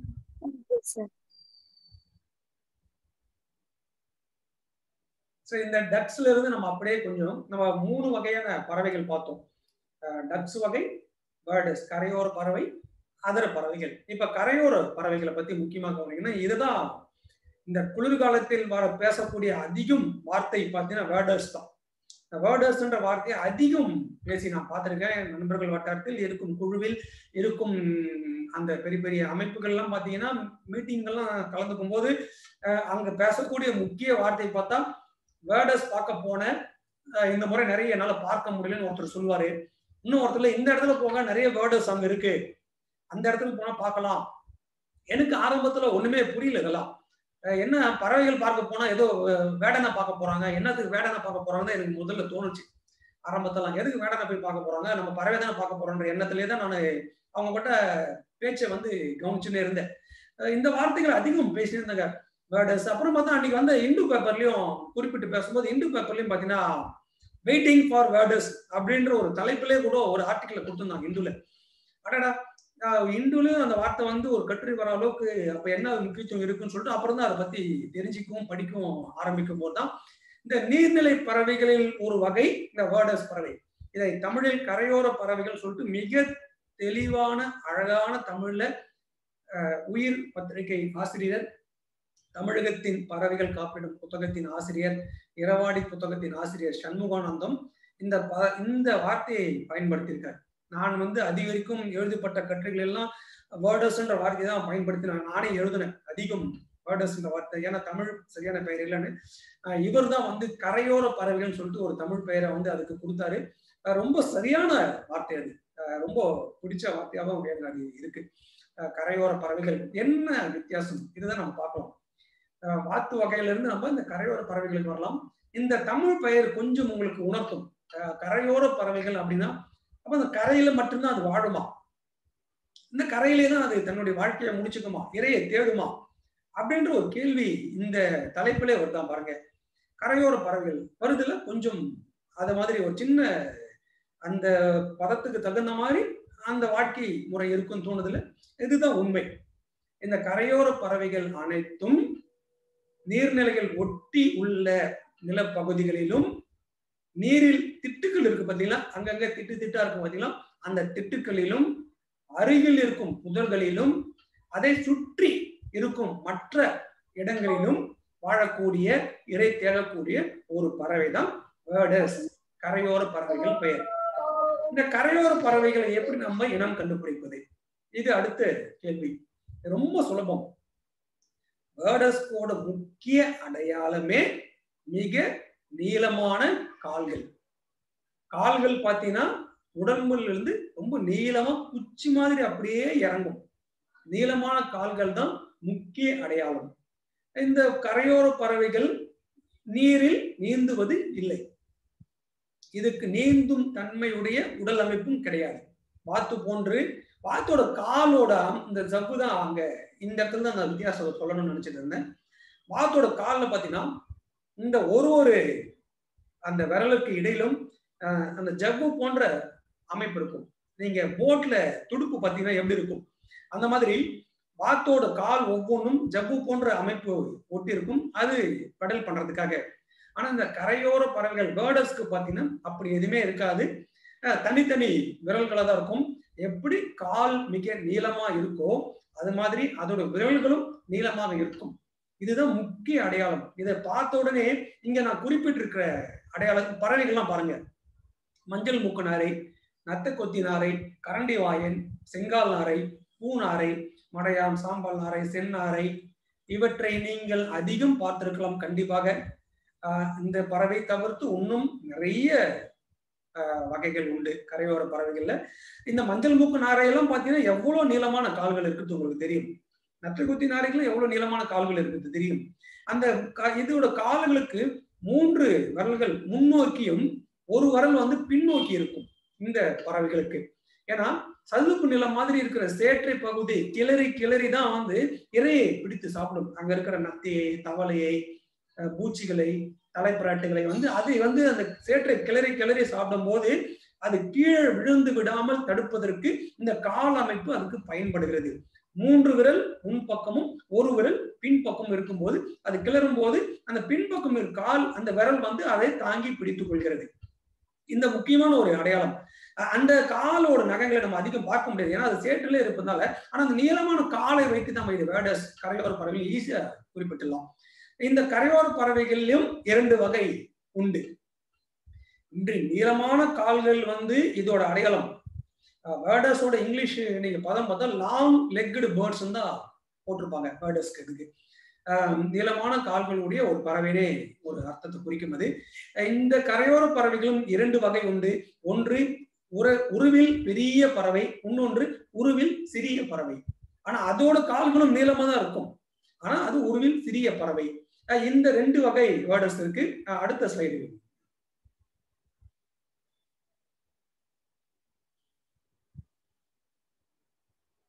இந்த ஸ்மால் வேர்டஸ் இப்ப எப்படி நம்ம இந்த பெயிண்டட் ஸ்டாக், மஞ்சள் மூக்கு நாரை, கரண்டி வாயன், இந்த எரான்ஸ் எல்லாம் பார்த்தோமோ, ஒயிட் ஸ்டோக் எல்லாம் பார்த்தோமோ, இந்த ஸ்மால் வேர்டஸ் பாருங்க. உள்ளாம், sandpiper, little stilt, black winged stilt, egret, little egret, intermediate egret, large egret, cattle egret, காட்பிட்டு, இன்னும் இதுக்கடுத்து இன்னும் நிறைய கரையோர பறவைகள்ல சின்ன வகைகள் இருக்கும்.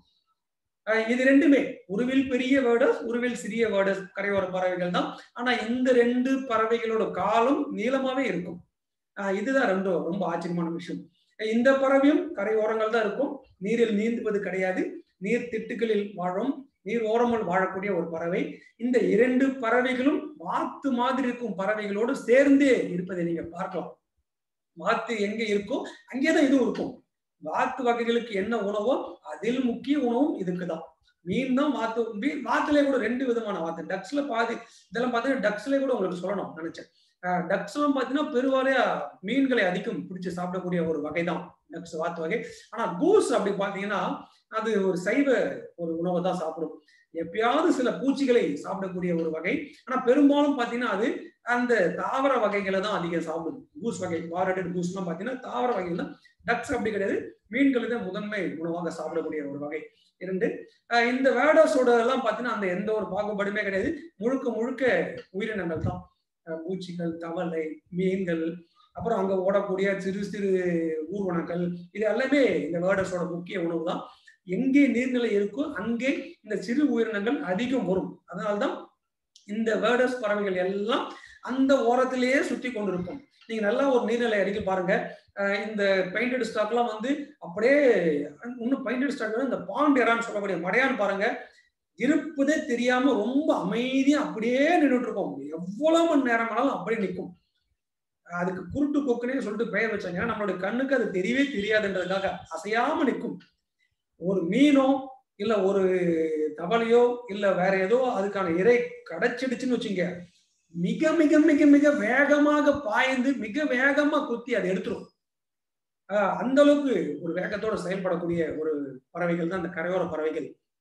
ஆனா இந்த மஞ்சள் மூக்கு நாரை பெயிண்டட் ஸ்டாக் எல்லாம் பாத்தீங்கன்னா நிறைய இடத்துல நான் பார்க்கும்போது நீர்நிலைகளை இறை தேடும் போது பாருங்க ரொம்ப அழகா இருக்கும்.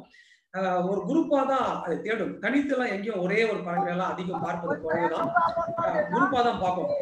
மஞ்சள் மூக்கு நாரை இது குரூப்பா தேடும் போது அதோட அழகை வந்து நீருக்குள் நுழைத்துக் கொள்ளும்.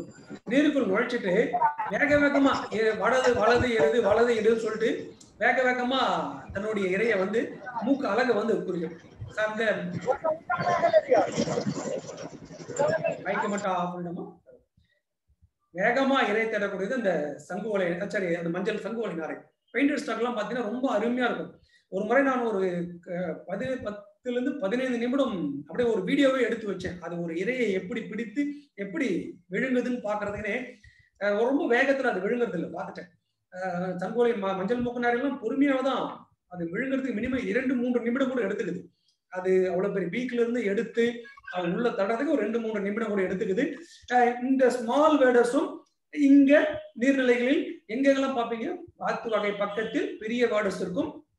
அந்த பெரிய கரையோர பறவைகள் பக்கத்திலே இந்த சிறிய பறவைகளும் பார்க்க முடியும். அது என்னென்னலாம் பார்க்கலான்றது படங்கள் இருக்கு. அது அடுத்த ஸ்லைட் போடுங்க.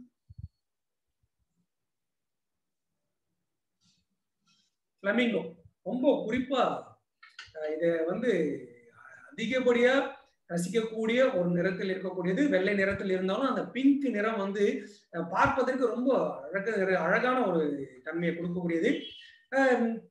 கிரேட்டர் ஃப்ளமிங்கோ, லெசர் ஃப்ளமிங்கோ சொல்லிட்டு 2 வகை ஃப்ளமிங்கோ உண்டு.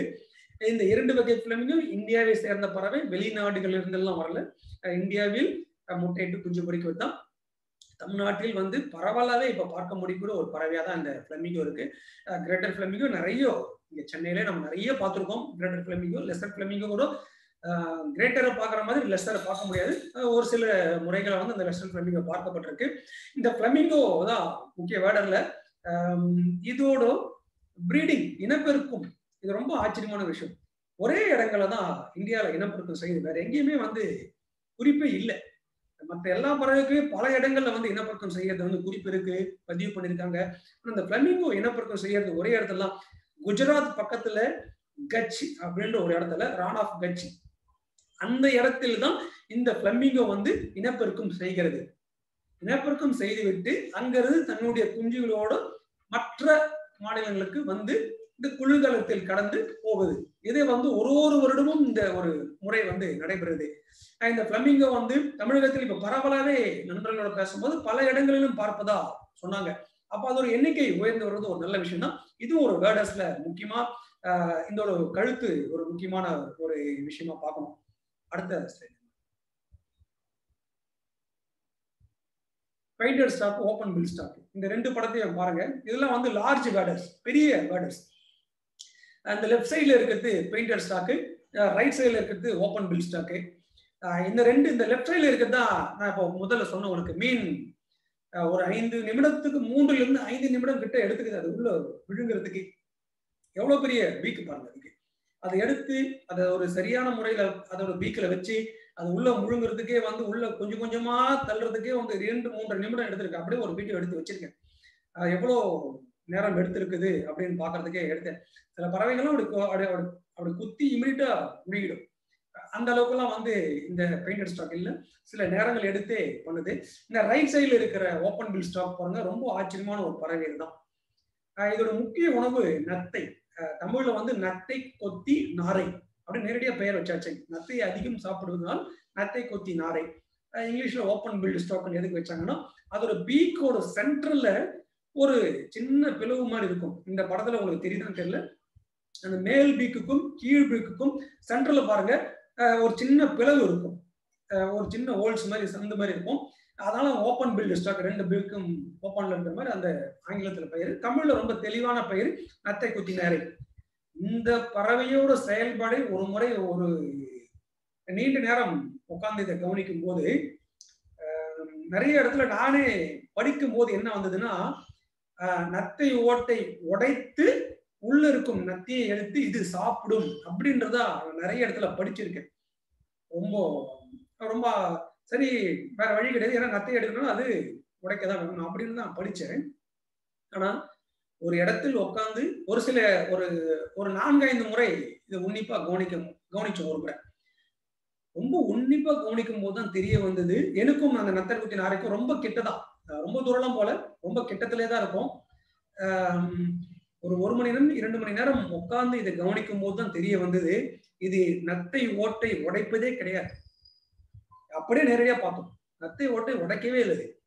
நத்தையை ரொம்ப பொறுமையா நின்று ஒரு நத்தையை பிடிக்குது, அதையும் பார்த்தோம். நத்தையை பிடிச்சிடுச்சு, பிடிச்சி கீழே தரையில இருந்து நத்தையை பிடிச்சி பக்கத்துல இருக்கிற செவுத்து மலையில வந்து சுவத்துல வந்து உட்காந்துடுச்சு. எங்க பக்கத்துல இருக்கிற சுவத்துல வந்து உட்காந்துடுச்சு, நத்தை எடுத்து வந்துச்சு. இப்ப என்ன பண்ணுதுன்னு ரொம்ப உன்னிப்பா கவனிச்சுன்னா அந்த பைனாக்குலர் வச்சு பார்த்துட்டே இருந்தோம். ஏன்னா அது உடைக்குதா என்ன பண்ணுது, எப்படி உடைக்குதுன்னு பாக்குறதுக்காக. அது என்ன சொன்னாங்க, அந்த பிளவுல வச்சு அதை அழுத்தி உடைக்குதுன்னு சொல்லிட்டாங்க. சார் எப்படி உடைக்குதுன்னு பார்த்தா அது உடைக்கவே இல்லை. நத்தை அது உள்ள வச்சு உள்ள இருக்கிற நத்தையை மட்டுமே அப்படியே உறிஞ்சி எடுத்துடுச்சு. நத்தை ஓடு உடையவே இல்லை, நத்தை ஓடு அப்படியே தான் இருக்கு.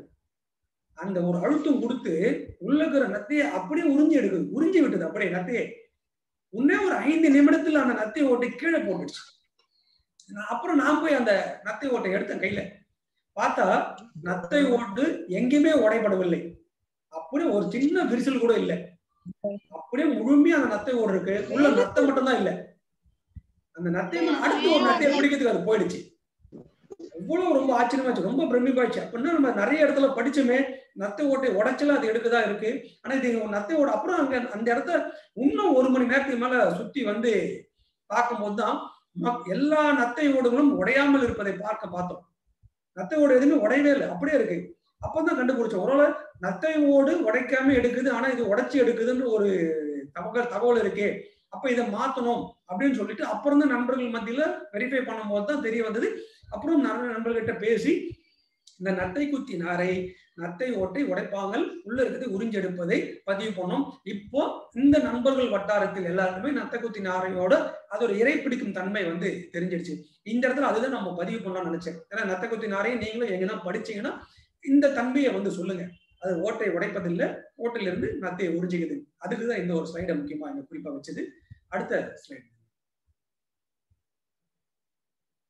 White stroke spoon bill. இது ரொம்ப முக்கியமா பெரிய வேர்டர்ஸ்ல பார்க்கக்கூடியது.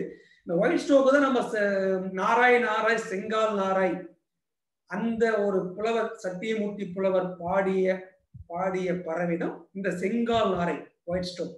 நிறைய பேருக்கு டவுட் இருக்குது, இந்த ஒயிட் ஸ்ட்ரோக்கும் நத்தை குத்தி நாரையும் பார்ப்பதற்கு ஒன்று போலவே இருக்கும். அந்த நத்தை குத்தி நாரை கூட பார்த்தீங்கன்னா உங்களால கண்டுபிடிக்க முடியாது. நான் நிறைய இடத்துல ஏமாந்தே இருக்கேன். நான் ஒயிட் ஸ்ட்ரோக்கும் நினைச்சிருவேன், அப்புறம் பைனாக்குலர் எடுத்து உன்னிப்பா கவனிக்கும் போது அது நத்தை குத்தி ரொம்ப தூரத்துல இருக்கும். அந்த தூரத்துல இருந்து பாக்குற ஒரு தன்மை எனக்கு வந்து அது ஒயிட் ஸ்ட்ரோக்கா இருக்குமான்னு ஒரு, ஏன்னா ஃபர்ஸ்ட் எனக்கு அதுதான் தோணும், ஒயிட் ஸ்ட்ரோக்கா இருக்குமான்னு ஒரு ஆச்சரியமா பார்ப்பேன். அப்புறம் பைனாக்குலர் எடுத்து பார்க்கும்போது அது ஒயிட் ஸ்ட்ரோக் இல்ல, ஓப்பன் பில் ஸ்ட்ரோக் தெரிய வந்துடும். இப்படியே தான் இருக்கும், ஓப்பன் பில் ஸ்ட்ரோக்கும் ஒயிட் ஸ்ட்ரோக்கும். நத்தை குத்தி நாரையும் இந்த செங்கால் நாரை ஒன்று பேர் இருக்கும். ஆனால் எது நம்மளுக்கு வித்தியாசம் பண்ணி கொடுக்குதுன்னா, இதோட பீக்கு பாருங்க, அழகு பாருங்க, அப்படியே செந்நிறத்துல இருக்கும், சிகப்பு நிறத்துல இருக்கும். நத்தை குத்தி நாரைக்கு கருப்பு நிறத்துல இருக்கும், அதோட அழகும் பிளவுபட்டு இருக்கும். ஆனா இதோட பீக்கு பாத்தீங்கன்னா உங்களுக்கு செந்நிறத்திலும், காலும் பாத்தீங்கன்னா செங்கால். அதுதான் நாரை செங்கால் நாரைன்னு சொல்றாரு சத்தியமூர்த்தி புலவர் பாடின பாட்டோட இந்த அடையாளத்தை வச்சுதான் அந்த பாட்டை எழுதினாரு. அதுக்கடுத்து நிறைய குழப்பங்கள் வந்தது. இது வந்து நத்தை குத்தி நாரை தான் குறிக்குதா இல்ல செங்கால் நாரைன்றது ஒயிட் ஸ்ட்ரோக்கான்னு நிறைய குறிப்புகள் குழப்பம் வந்தது. ஏன்னா இந்த ஒயிட் ஸ்ட்ரோக் பார்த்தீங்கன்னா யூரோப்ல இருந்து பிரிட்டன்ல இருந்து இந்தியாவுக்கு வரக்கூடிய ஒரு பறவை, குளிர்காலத்தில் இந்தியாவுக்கு வரக்கூடிய ஒரு பறவை. இந்த பறவை எப்படி அவர் எழுதியிருப்பாரு அப்படின்னும் போதுதான், ஏன்னா இப்ப இந்த பறவை அதிகம் நீங்க பார்க்க முடியல, ரொம்ப குறைஞ்சு போயிட்டு, இந்தியா காலத்துல ரொம்ப குறைஞ்சிருச்சு, தமிழ்நாட்டுல எங்கேயோ 1-2 தான் வருது. ஆனா அவர் வாழ்ந்த காலத்தில் மிக அதிகமாக வந்து செல்லக்கூடிய ஒரு பறவை வகைகளில் இந்த ஒயிட் ஸ்ட்ரோக்கும் இருந்தது. ரொம்ப சாதாரணமாக பார்க்கப்பட்ட ஒரு பறவையாக இருந்தது சத்தியமூர்த்தி பலர் பாடிய இந்த செங்கால் நாரை. தமிழகத்தில் ஒரு சாதாரணமாக பார்க்கப்பட்ட பறவை. ஏன்னா எவ்வளோ பறவைகள் மத்தியில் இந்த பறவையை ஏன் அவர் குறிப்பிட்டாருன்னா, அவருடைய கண்களுக்கு ரொம்ப சுலபமாவே இது தென்பட்டிருக்கு. இல்லைன்னா தேடி கண்டுபிடிச்சலாம் வந்து எழுத வேண்டிய அவசியம் கிடையாது. அதுக்குதான் இந்த செங்கால் நாரை. இந்த பிரிட்டன்ல ரொம்ப ஆச்சரியமா இது என்ன சொல்லணும்னா, இந்த இனம் அழிந்து வருகிறது. அதனால இது எங்க கூடு கட்டும்னா, வீட்டோட அந்த வீட்டுக்கு மேலதான் குச்சிகள்லாம் வந்து கூடு கட்டும். இது பல வீடுகள் இருக்கிறவங்களுக்கு டிஸ்டர்பா இருந்தது. ஐயோ நான் வீட்டு மேல வந்து குச்சி வச்சு கட்டுது, பெருசா கட்டும் கூடுகள், ஏன்னா உருவல பெருசா கூடு கட்டும். அதனால அதை வந்து டிஸ்டர்ப் பண்ண ஆரம்பிச்சாங்க. அதனால யூரோப்ல இருக்கிற பல நாடுகளில் என்ன ஒரு உத்தரவே போடப்பட்டிருக்குன்னா இந்த ஒயிட் ஸ்டோக் வீடு கட்டுறது, இந்த வீடு கட்டும் வீட்டில் அந்த பறவையை தொந்தரவு செய்ய வேண்டாம், அவங்களுக்கு தனியாகவே ஒரு கிஃப்டே கொடுத்தாங்க. ஒயிட் ஸ்டோக் வீடு கட்டுற பறவை, ஒயிட் ஸ்டோக் எந்த வீட்டுல வீடு கட்டுதோ அந்த வீட்டுக்கு தனியா கிஃப்டே கொடுத்தாங்க. அதாவது இந்த பறவையை நீங்க டிஸ்டர்ப் பண்ணக்கூடாது, அது கூடு கட்டி முட்டை வச்சு குஞ்சு பொறிச்சு போற வரைக்கும் நீங்க இது டிஸ்டர்ப் பண்ணக்கூடாது. நம்மளும் ஒரு ஜாம் நகர்ல கூட பார்த்திருக்காங்க. அதான் இப்போ சில தமிழ்நாட்டோட 1-2 இடத்துல இப்ப பார்க்கக்கூடிய ஒரு பறவை தான் அது. ஆனா ரொம்ப சுலபமா பார்க்க முடியாது. இந்த பட்டைத்தலை வந்து பாரடர் தூஸ் கூட நம்ம கொஞ்சம் சுலபமா போய் கோந்தரம் குளத்துல இருந்து பார்த்துடலாம். ஆனா இந்த பறவையை பார்ப்பது கடினம். இப்படி யூரோப்ல வந்து இதை பாதுகாக்கிறாங்க. அப்படி அதிகமான தமிழ்நாட்டுக்கு வரதுக்கான வாய்ப்புகள். இந்த கரண்டி வாயின்னு சொல்ல வேண்டாம், ரொம்ப சுலபமான பேர் தமிழ்ல கரண்டி. அந்த அழகு பாருங்க, கரண்டி ரொம்ப ஆங்கிலத்தோட நேரடி பெயர் ஸ்பூன் பில் தான் ஆங்கிலத்திலும், தமிழ்ல கரண்டி வாயின் அழகா வச்சுட்டாங்க.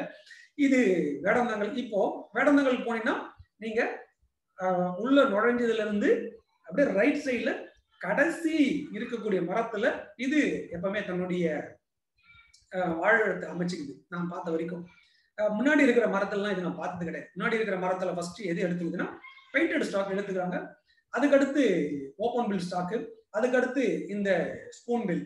இப்படிதான் அந்த மரத்தை பிரிச்சுக்கிறது. எல்லாமே ஒரே மரத்துல வந்து இருப்பதில்லை, ஒரு மரத்தை பிரிச்சு. இப்போ ஒரு சரணாலயத்திலும் இந்த முறை மாறுபடும். நீங்க போகும் சரணாலயத்தில் இந்த பறவை எங்க இருக்குன்னு பாருங்க, அது குறிப்பேட்டுல குறிச்சுங்க. ஏன்னா நீங்க சரணாலயம் போது அப்படியே முழுமையா வச்சுக்கணும். இந்த மரத்துல இந்த பறவை, இந்த மரத்துல இந்த பறவை, பேக் சைட்ல இருக்கிற மரத்துல இந்த பறவை, மரங்களோட கரையில் கீழே நீர்நிலைகளில் இந்த பறவை, நீரில் இந்த பறவை, நம்ம நின்று இருக்கிற கரையோரங்களில் இந்த பறவை, வானில் இந்த பறவை பறந்திருக்குன்னு அவ்வளவும் குறிச்சுக்கீங்க. அப்படி குறிச்சு பாருங்க, நம்மளுக்கே ரொம்ப மகிழ்ச்சியா இருக்கும். இந்த பறவை நான் பார்த்த வரைக்கும் வேடந்தாங்கலில் கடைசி மரங்களை தான் வந்து இது தன்னுடைய வாழிடம் அமைச்சிருக்கு. அடுத்த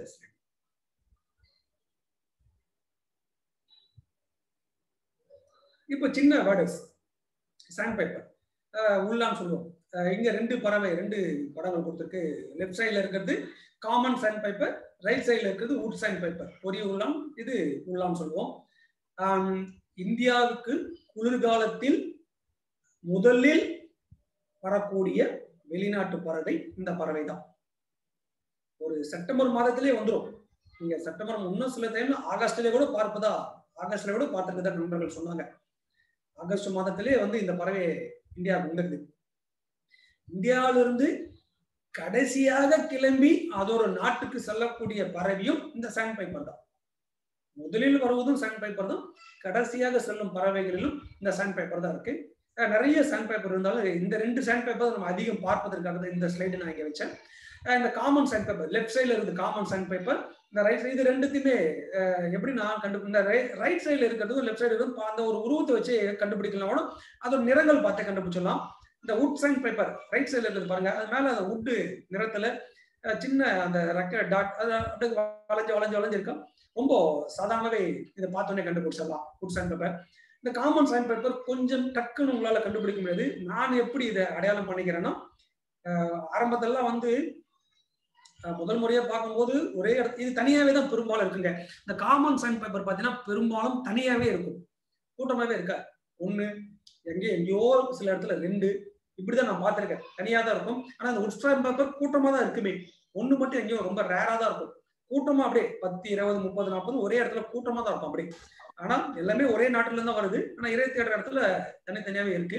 இந்த காமன் சாண்ட் பேப்பர் ஒரு இடத்துல நான் முதல் முறையா பார்க்கும்போது இது என்ன பறவைன்றது இது எப்படி அடையாளம் பண்ணிக்கிறதுன்னு எனக்கு தெரியாம இருந்தது.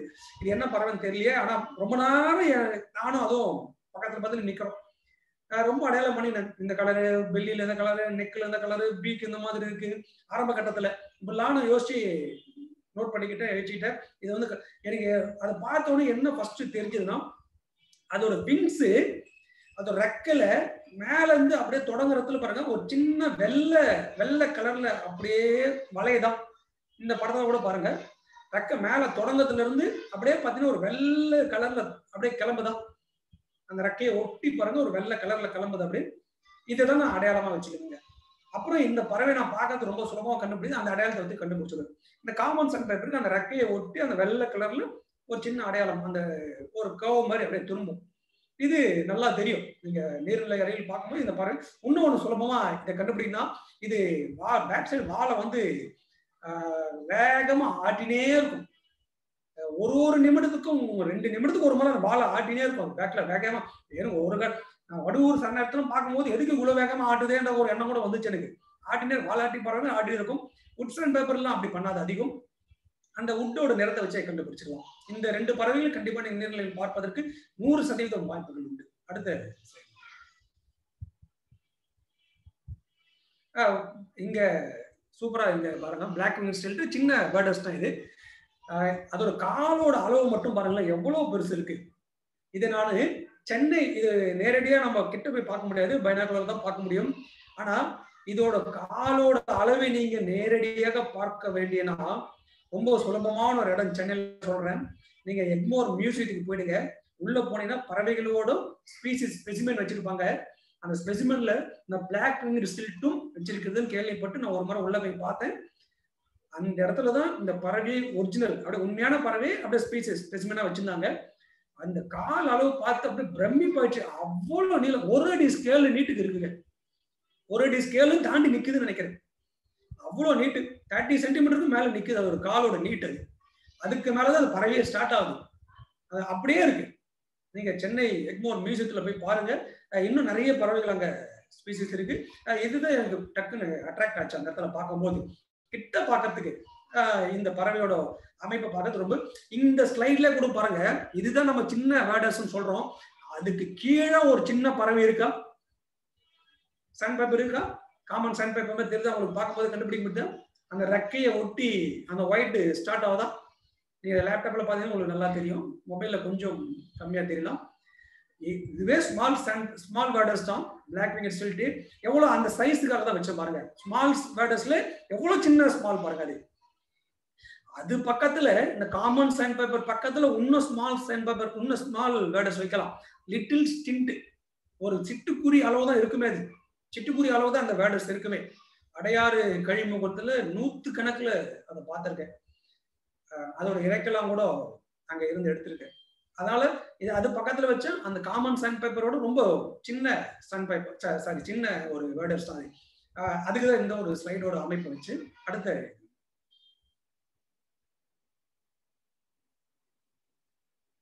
இப்ப எக்ரெட்ல வந்து இந்த வேர்டர்ஸ் முடிச்சுக்குவோம். இந்த கேட்டல் எக்ரெட் காமனா நீங்க எல்லா இடத்துலயும் பார்க்கக்கூடிய ஒரு பறவை தான். எல்லா வயல்வெளியிலும் கண்டிப்பா நீங்க பார்க்கலாம். எல்லா மாடுகள் மேய்க்கும் இடத்துலயும் பார்க்கக்கூடிய ஒரு பறவை தான் கேட்டல் எக்ரெட். பீக்கு பார்த்தீங்கன்னா நல்லா எல்லோயிஷா இருக்கும். சுலபமாக கண்டுபிடிச்சலாம். மாடுகள் அருகில் இருக்கக்கூடிய ஒரு பறவை. எதுக்கு இந்த ஒரு பறவை மட்டும் தனித்து வச்சேன்னா, யூபிஎஸ்சி கண்டக்ட் பண்ணக்கூடிய சிவில் சர்வீஸ் எக்ஸாமில் அந்த ஐஏஎஸ் தேர்வு எழுதும் மாணவர்களுக்கு இந்த கேள்வியை அவங்க வச்சிருந்தாங்க. மாடுகள் அருகில் இருக்கக்கூடிய பறவை எது? இப்படியே கேள்விகள் இருந்தது. அப்படியே கேள்வி இருந்தது. அவங்க அப்படிதான் கேட்டிருந்தாங்க. மாடுகள் அருகில் மாடுகள் பார்க்கக்கூடிய பறவை வாழக்கூடிய பறவை எதுன்னு சொல்லிட்டு ஒரு 4 ஆப்ஷன்ஸ் கொடுத்திருந்தாங்க. அதுல கேட்டல் எக்ரெட்டும் ஒரு பறவை, மீதி வேற வேற ஆப்ஷன்ஸ். இப்போ ஐஏஎஸ் எழுதக்கூடிய ஒரு மாணவனுக்கு மாடு பக்கத்துல ஒரு பறவை எது இருக்குன்னு எந்த புத்தகத்துல படிச்சா தெரிய முடியும்? எந்த புத்தகத்தில் மாடுகள் அருகில் இந்த பறவை வாழுதுன்னு சொல்லிட்டு குறிப்புகள் இருக்கு, கட்டுரைகள் இருக்கு, பாடத்துல வருது? இந்த ஒரு கேள்வி மட்டும் யோசிச்சு பாருங்க. எங்கேயாவது ஒரு புத்தகத்துல இருந்தா தான் நம்ம படிச்சா மாடுகள் அருகில் இந்த பறவை வாழுதுன்னு சொன்னா நம்ம படிச்சு வச்சுக்கலாம். அதை எங்கன்னா கேள்வியா கேட்டா எழுதி பார்க்கலாம், எழுதலாம். ஆனா எந்த புத்தகத்திலுமே கிடையாது. மாடுகள் அருகில் இந்தந்த பறவைகள்லாம் வாழுதுன்னு சொல்லிட்டு எந்த புத்தகத்திலுமே கிடையாது. அப்போ ஐஏஎஸ் எழுதக்கூடிய மாணவர்களுக்கு இந்த கேள்வியை வைத்தா அந்த மாணவர்கள் எப்படி எழுதுவாங்க? இல்லாத அவுட் ஆஃப் சிலபஸ் சொல்றோமே அப்படின்றது புரியாது. அது அந்த ஐஏஎஸ் எக்ஸாம்குள்ள நம்ம போக வேண்டாம். அது வேற தன்மைக்காக அந்த கேள்விகள் வச்சாங்க. அவங்க என்னன்னா, படிக்கிறது மட்டும் உங்களுடைய வேலை கிடையாது. உங்கள் ஊரை, உங்கள் நாட்டை, உங்கள் மாநிலத்தை சுத்தி என்ன நடக்கிறதுன்னு பார்ப்பதை வைத்து நாங்கள் கேள்விகள் கேட்போம் சொல்றதுக்காக இந்த கேள்வியை அவங்க வச்சாங்க. மாடுகள் சுத்தி ஒரு நாள் மட்டும் வந்து போயிருந்தா அந்த கேள்விகள் வைக்க மாட்டோம். எங்கெங்கள் மாடுகள் இருக்கோ அங்கெல்லாம் இந்த கேட்டல் எக்ரெட் இருக்கும், மைனா இருக்கும், கரிச்சான் குருவி இருக்கும். இவை 3ம் கண்டிப்பாக இருக்கும். இது உங்களுடைய பார்வையிலிருந்து தப்ப முடியாது. நீங்க இதை உள் வாங்கி இருக்கீங்களா இல்லையா, உங்களுடைய சுற்றுப்பகுதியை நீங்க உள் வாங்கி இருக்கீங்களா இல்லையான்றதுக்காக தான் அந்த கேள்வியை வச்சேன்னு சொல்லிட்டு யூபிஎஸ்ல சொல்றாங்க. அது தனியா இருக்கட்டும். இந்த கேள்வி இந்த இடத்துல இந்த படத்தை பார்த்தோன்னே நல்லா ஞாபகம் வந்தது. சாதாரணமா நம்ம பார்க்கக்கூடிய ஒரு விஷயம் எந்த அளவுக்கு கேள்வியா கூட வருது, யூபிஎஸ்சி லெவல்ல வருதுன்றது ஆச்சரியமா இருந்ததுக்கு கேட்டல் முக்கியம் வந்து நம்ம மாடல் லெவலில் பார்த்தோம். அடுத்த ஸ்லைட்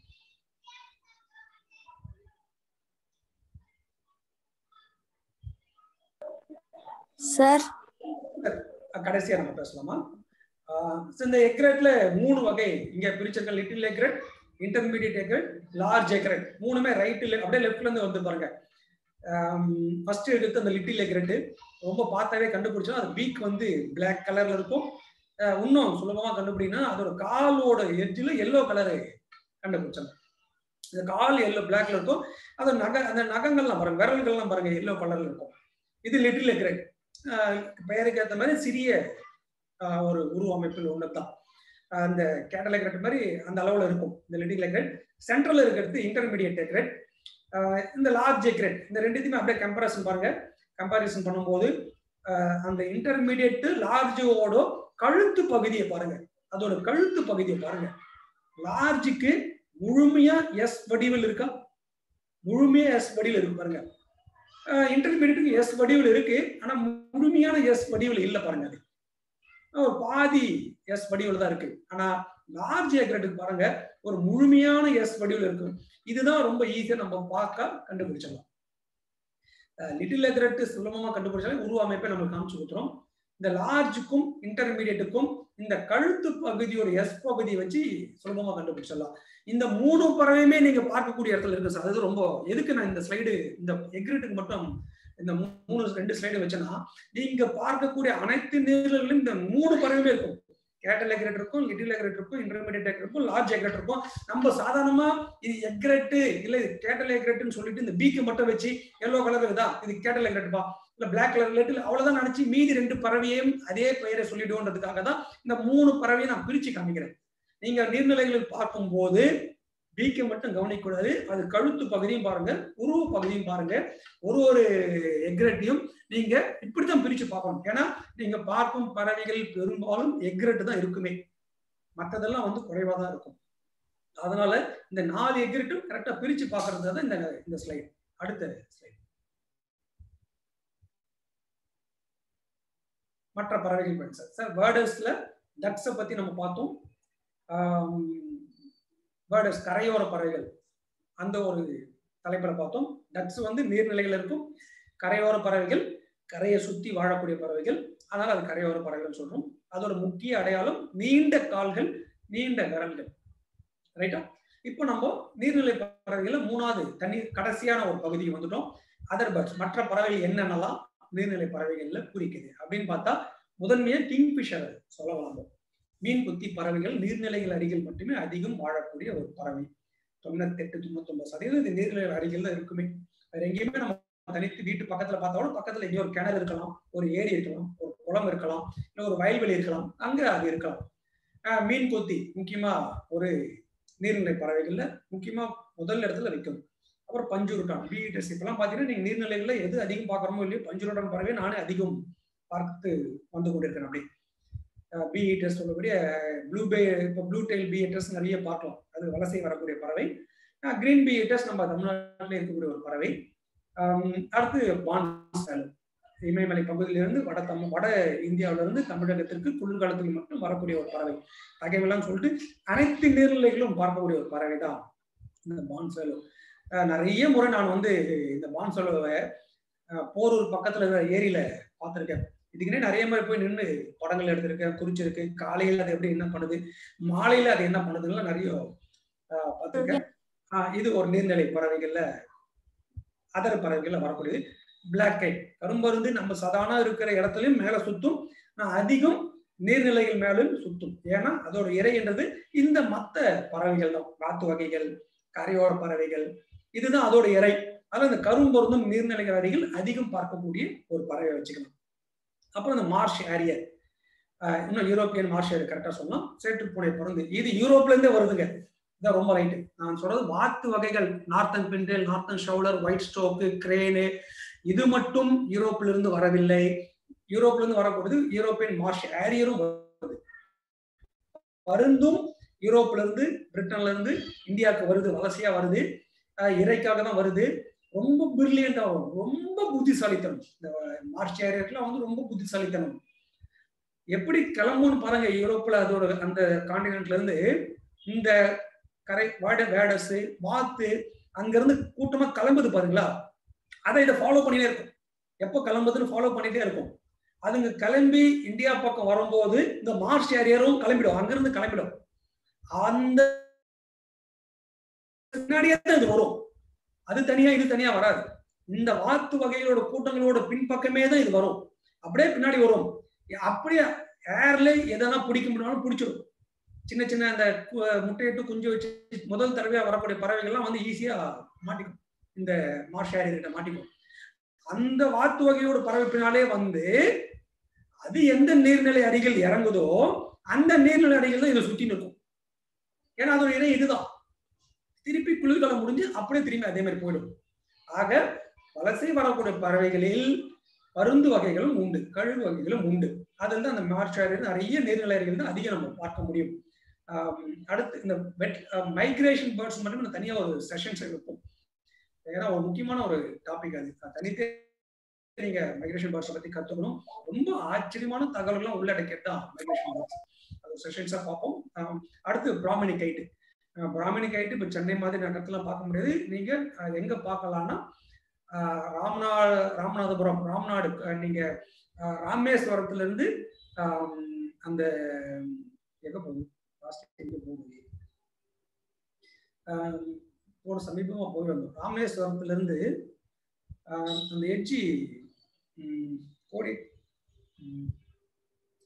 அந்த எட்ஜி அந்த ஸ்ரீலங்கனையா ஏதோ ஒரு எட்ஜி போகும், சரியா ஞாபகம் வரல, பேர் ஞாபகம் வரல. ராமேஸ்வரத்துல இருந்து அந்த 16 கிலோமீட்டர் எட்ஜி, அந்த எட்ஜில சமீபமா தான் போய் வந்தோம். இந்த லாக்டவுன் ஆரம்பிக்கிறதுக்கு முன்னாடி அந்த சாலையில பயணிச்சு பார்த்துட்டு வந்தெல்லாம் போகும்போது நிறைய பிராமணி கைட்டு அந்த கடல் ஒட்டி பார்த்தோம். நிறைய பிராமணி கைட்டு, கொஞ்சம் இல்லை, ஒரு 100 கணக்கில் பார்த்தோம் பிராமணி கைட்டு. இங்கெல்லாம் எங்கேயுமே கிடையாது. அந்த ராம்நாட்டில் அந்த பிராமணி கைட்டை பார்த்தோம். நிறைய மக்கள் வந்து அந்த ஸ்ரீலங்காவோட பார்டர் தெரியுதான்னு சொல்லிட்டு அந்த முக்கில் நின்று பார்த்துருந்தாங்க. அந்த பார்டருக்கே நாங்கள் போகல. இந்த பறவை கூடு கட்டி இது இந்த மரத்தை கீழே நின்று அதை பார்த்துட்டு இருந்தோம். பிராமணி கைட்டு அங்கே பார்க்கலாம். அதுக்கடுத்து நீங்க திருவாரூர் பக்கத்துல நிறைய பார்க்கலாம் பிராமணி கைட்டு. அப்புறம் ஆஸ்பிரே விராலாடி போனோம். முழுக்க முழுக்க நீரை சார்ந்து வாழக்கூடிய ஒரு பறவை தான். உணவே அதுக்கு மீன் தான். ரொம்ப பிரமிப்பா இருக்கும் அது மீன் பிடிக்கிற தன்மையெல்லாம். நீங்க பாத்தீங்கன்னா யூடியூப்ல ஆஸ்பிரே ஃபிஷ் பண்றதெல்லாம் பாருங்க, ரொம்ப பிரமிப்பா இருக்கும். ஆக டக்ஸ், வேர்டர்ஸ், அதர் பேர்ட்ஸ் இவை அனைத்தும் உள்ளடக்கியது தான் ஒரு வெட்லேண்ட் பேர்ட்ஸ். நம்ம வெட்லேண்ட் பேர்ட்ஸ்ன்றது வாத்து வகைகள் மட்டுமே நினைச்சிட்டு இருந்தோம். வாத்து வகைகளே டக்ஸ், கூஸ், ஸ்வான் இருக்கு. வேர்டர்ஸ்ல லார்ஜ் வேர்டர்ஸ் இருக்கு, ஸ்மால் வேர்டர்ஸ் இருக்கு, அதுக்கும் கீழே சின்ன ஒன்னும் அதுவும் வெரி ஸ்மால் வேர்டர்ஸ் இருக்கு. அதை தவிர்த்து இந்த மாதிரி வேர்டர்ஸ், இந்த மாதிரி பறவைகளும் இருக்கு. இதை ஒரு 2-3 படங்கள் மட்டும் பார்த்து நம்ம முடிச்சிடலாம். அடுத்த படம்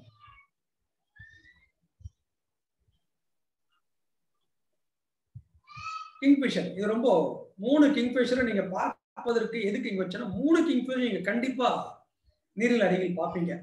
இந்த பைடு கிங்ஃபிஷர்ஸ் ரொம்ப பிரமிப்பான ஒரு விஷயம். இந்த நீர்நிலை அருகில் நீங்க பார்க்கலாம்.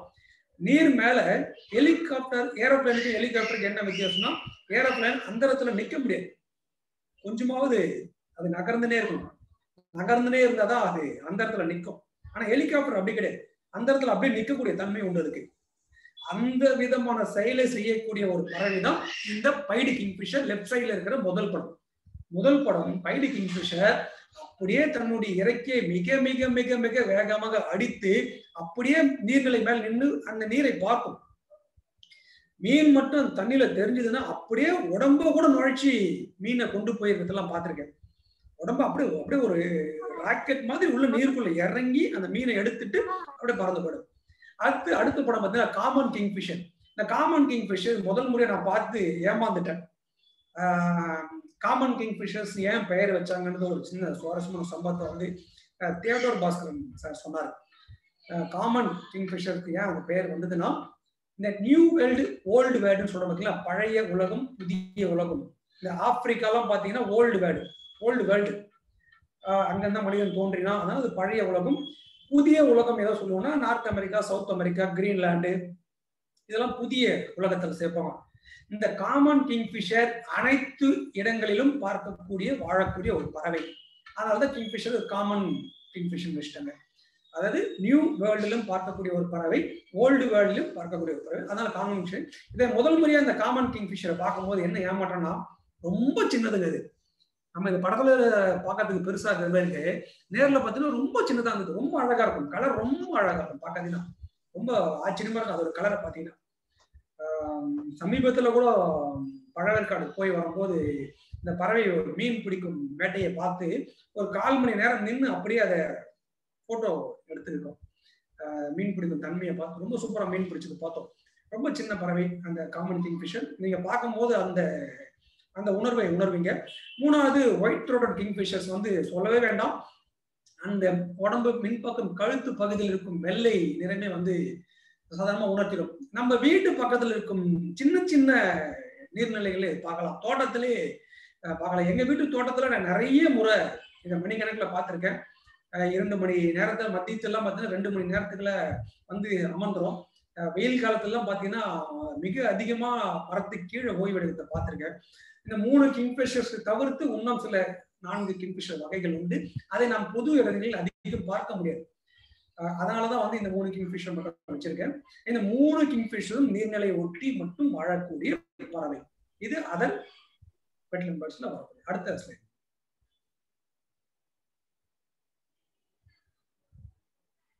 பான் ஸ்வேலோ சொன்ன பார்த்தீங்கன்னா இந்த வட இந்தியாவிலிருந்து கிளம்பி தென்னிந்தியாவுக்கு, தமிழகத்திற்கு, சென்னைக்கு வரக்கூடிய பறவைகளில் ரொம்ப சின்னதுங்க. சும்மா பார்க்கறதுக்கு ஒரு பெருசா தெரியுது, அதை பார்த்தீங்கன்னா ரொம்ப சின்னதா இருக்கும். அதோட வால் பாருங்க, ரொம்ப நீளமா ஒயர் மாதிரி நீளமா இருக்கும். இது ரொம்ப 50, 100, 150 கணக்குல வானிலை பறந்துட்டே இருக்கும். காலை முதல் மாலை வரை பறந்து கொண்டே இருக்கக்கூடிய ஒரு பறவை தான் இந்த ஸ்வேலோ. ரொம்ப ஆச்சரியமா நான் ஒரு 10 முறை அதை உட்காந்து பார்த்துருக்கேன். காலை நேரத்துல ஒரு 9 மணி நேரத்துல அந்த மணப்பாக்கம் போரூர் தாண்டி ஒரு கிராம சூழல்ல போகும்போது அந்த கூவத்தை ஊட்டியே போனோம்னா அங்க இருக்கிற ஒரு ஒயர் கம்பியில லைனா காலை வேலையில ஒரு 9 முறை பார்த்தேன். 9 மணி அளவில் ஒரு 100 பான் ஸ்வேலோ அப்படியே அந்த ஒயர்ல உட்காந்துனே இருந்தது. அது ரொம்ப ஆச்சரியமா இருந்தது. வண்டியை விட்டு அப்படியே நின்றுட்டேன். அதே ஒரு 10 நிமிஷம் 1/4 மணி நேரம் பார்த்துட்டு தான் அங்கிருந்து கிளம்பினேன். மற்றவங்க எல்லாம் என்ன பார்த்துங்கிறாங்க, ஏன்டா இங்க இறங்கி நிக்கிறான்னு. நான் வந்து இந்த பான் ஸ்வேலோ பார்த்துங்கிறேன். பார்த்துட்டு அதுக்கடுத்து ஏன்னா இது உட்காந்து நான் அதிகம் பார்த்தது இல்லை, ரொம்ப ரேர் தான். ஏன்னா பறந்து இருக்கிறது ரொம்ப சுலபம் போல, நம்ம தலைமையிலே கூட பறந்துன்னு போவோம். ஆனா உட்காந்து இருக்கிறது பார்க்க ஆச்சரியம்னு சொல்லிட்டு அந்த இடத்துல பார்த்தேன். அதுக்கடுத்து ஒரு 10 முறை வேறு வேறு இடங்களை பார்த்தேன். இந்த பான் ஸ்வேலோ இந்த நீர்நிலைகள் அது எனக்கு அந்த நான் பார்த்த இடத்துக்கு கீழே நீர்நிலை, அதனால இது ஒரு நீர்நிலை பறவை வகையில வந்து ஒரு மீதி. அடுத்த ஸ்லைட்.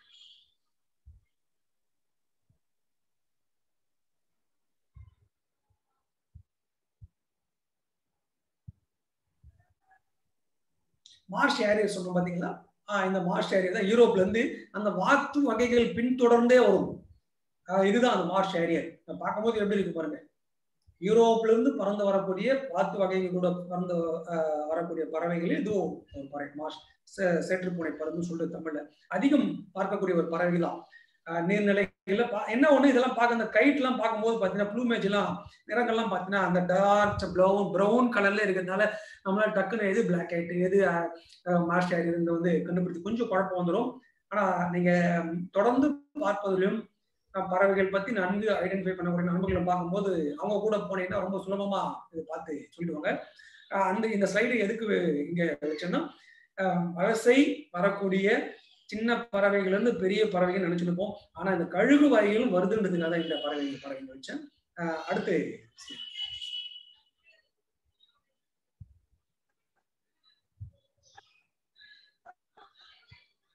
White broad வேக்டைல். இந்த வேக்டைல் ரொம்ப அதிகமா நீர்நிலை அருகில் பார்க்கலாம். என்னுடைய வீட்டுக்கு முன்ன இருக்கிற காவால வந்து நிறைய முறை இறங்கி உணவை தேடுறதை நான் பார்த்திருக்கேன். ரொம்ப சுலபமா கண்டுபிடிக்கிறது. அதோட கண் மேல் பகுதியில் ப்ரௌடு, அந்த புருவம் ஈஸியாவே காட்டி கொடுத்துரும். வேக்டைலோட பொது தன்மையை வாழை வந்து தொடர்ந்து ஆட்டக்கூடிய ஒரு தன்மை தான். அதனால வேக்டைல் வாலாட்டி, தமிழ்ல ரொம்ப சுலபமான பேரு வாலாட்டி. வெண்புருவ வாலாட்டின்னு வச்சுட்டாங்க தமிழ்ல. இது பெரும்பாலும் ஜோடியாவே தான் பார்த்திருக்கேன். ரெண்டுமே ஜோடியா தான் எங்க இடத்துல சுத்தம். தனித்து எங்கேயோ ஒரு இடத்துல பார்த்திருக்கேன். ஆனா அதிகம் பார்த்தது ஜோடியா தான். இந்த வெண்புருவ பேசலாமா நம்ம? இந்த வெண்புருவ வாலாட்டி உங்களுடைய நீர்நிலை அருகில் நீங்க எந்த நீர்நிலை அருகில் போனாலும் கண்டிப்பா இந்த ஒயிட் ப்ரௌன் வேக்டீரியா பார்த்தலாம். இங்க இப்ப நான் கொடுத்த எல்லாத்தையும் பாருங்க, கண்டிப்பா ரொம்ப சுலபமா பார்க்கக்கூடிய பறவைகள் தான் கொடுத்தேன். நீர்நிலை அருகில் போனீங்கன்னா இந்த பறவைகளும் கண்டிப்பா ஏதோ சில பறவைகள் நீங்க பார்த்துடலாம். இதை தவிர்த்து இன்னும் 100 கணக்குல இருக்கு. நான் வந்து எக்ஸாம்பிள் முக்கியமானது காமனா பார்க்கக்கூடியதை இங்க வச்சிருக்கேன். இதை தவிர்த்து நீர்நிலை அருகில் நீங்க 100 கணக்குல பார்க்கலாம். ஒரே ஒரு நீர்நிலை அருகில் நீங்க 50, 70, 80, 90 ஸ்பீசிஸ்லாம் கூட பார்க்கலாம். இப்போ இங்க வந்தது தமிழ்நாட்டுல நீங்க எந்த நீர்நிலை அருகில் போனாலும் இந்த பறவைகள்லாம் சுலபமா பார்த்தலாம். ஒயிட் ப்ரௌன் வேக்டெயில், இதுக்கு அடுத்து ஃபாரஸ்ட் வேக்டெயில் இருக்கு, கிரே வேக்டெயில் இருக்கு, எல்லோ வேக்டெயில் இருக்கு. ஃபாரஸ்ட் வேக்டெயில் அதுவும் இமயமலை பகுதியில தான் வருது. ரொம்ப சின்ன பறவை சார் ஃபாரஸ்ட் வேக்டெயில். சிட்டுக்குடி அளவு தான் இருக்குமே. ஒரு முறை பெசன்ட் நகர்ல ஒரு சின்ன மரத்துக்கு கீழே நின்று இறை தேடுறது ஒரு காலை நேரம் அந்த பக்கம் நான் போயிட்டு இருக்கும்போது ஒரு மரத்துக்கு கீழே நின்று இறை தேடிங்கிறது கொஞ்சம் தூரம் இருந்தது. ரொம்ப ஆச்சரியமா இறங்கி நின்று பாக்குறேன். ஃபாரஸ்ட் வேக்டெயில் கன்ஃபார்ம் ஆயிடுச்சு எனக்கு. எங்க இருந்து வருது? வட இந்தியாவில இருந்து ரொம்ப சின்ன சிட்டுக்குருவி அளவு இருக்கிற ஃபாரஸ்ட் வேக்டெயில் காட்டு வாலாட்டி வருது. வந்து என்ன, நான் ரொம்ப தூரம் நின்றுட்டேன், என்ன பண்ணுதுன்னு. எனக்கு ஒரு 1/4 மணி நேரம் கிட்ட அதை நான் நின்று கவனிக்கும் போது பெசன்ட் நகர்ல இறையை தேடிங்க, கீழே தான் இறை தேடும். அது ரொம்ப ஆச்சரியமா இருந்தது. அதோட வகையை தான் இந்த ஒயிட் ப்ரௌன் வேக்டெயில். ஆனா ஒயிட் ப்ரௌன் வேக்டெயில் தமிழ்நாட்டிலே பார்க்கக்கூடிய ஒரு பறவை தான். வெளியிருந்துலாம் வரதில்லை. ஆனா அந்த ஃபாரஸ்ட் வேக்டெயில் வெளியிருந்து வரக்கூடிய பறவை. அப்புறம் கிரே வேக்டெயில், எல்லோ வேக்டெயில். கிரே வேக்டெயில் மாதிரி கூட வெளியிருந்து வரக்கூடிய ஒரு வேக்டெயில். சமீபத்துல வால்பாறையில பறவைகள் பார்க்கக்கூடிய நண்பர்கள் எல்லாம் இந்த வேக்டெயில், எல்லோ வேக்டெயில், கிரே வேக்டெயில் வந்துடுச்சுன்னு சொல்லிட்டு போஸ்டரே அடிச்சு அந்த பறவையை வரவேற்றதை வந்து நீங்க இந்துல இருந்து தினமணி எல்லா பேப்பர்லயுமே அதை ஒரு கொண்டாட்டமே போட்டிருந்தாங்க.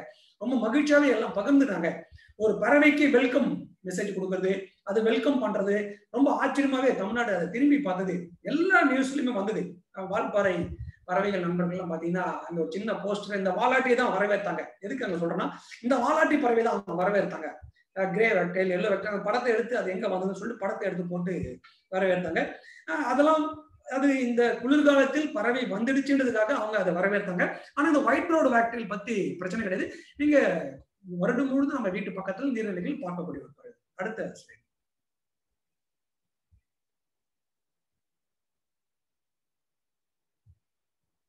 பீ ஈட்டர். இது நீங்க கண்டிப்பா நீர்நிலைகள் பார்க்கலாம். இன்னைக்கு நிறைய பார்க்கலாம் பீ ஈட்டர்.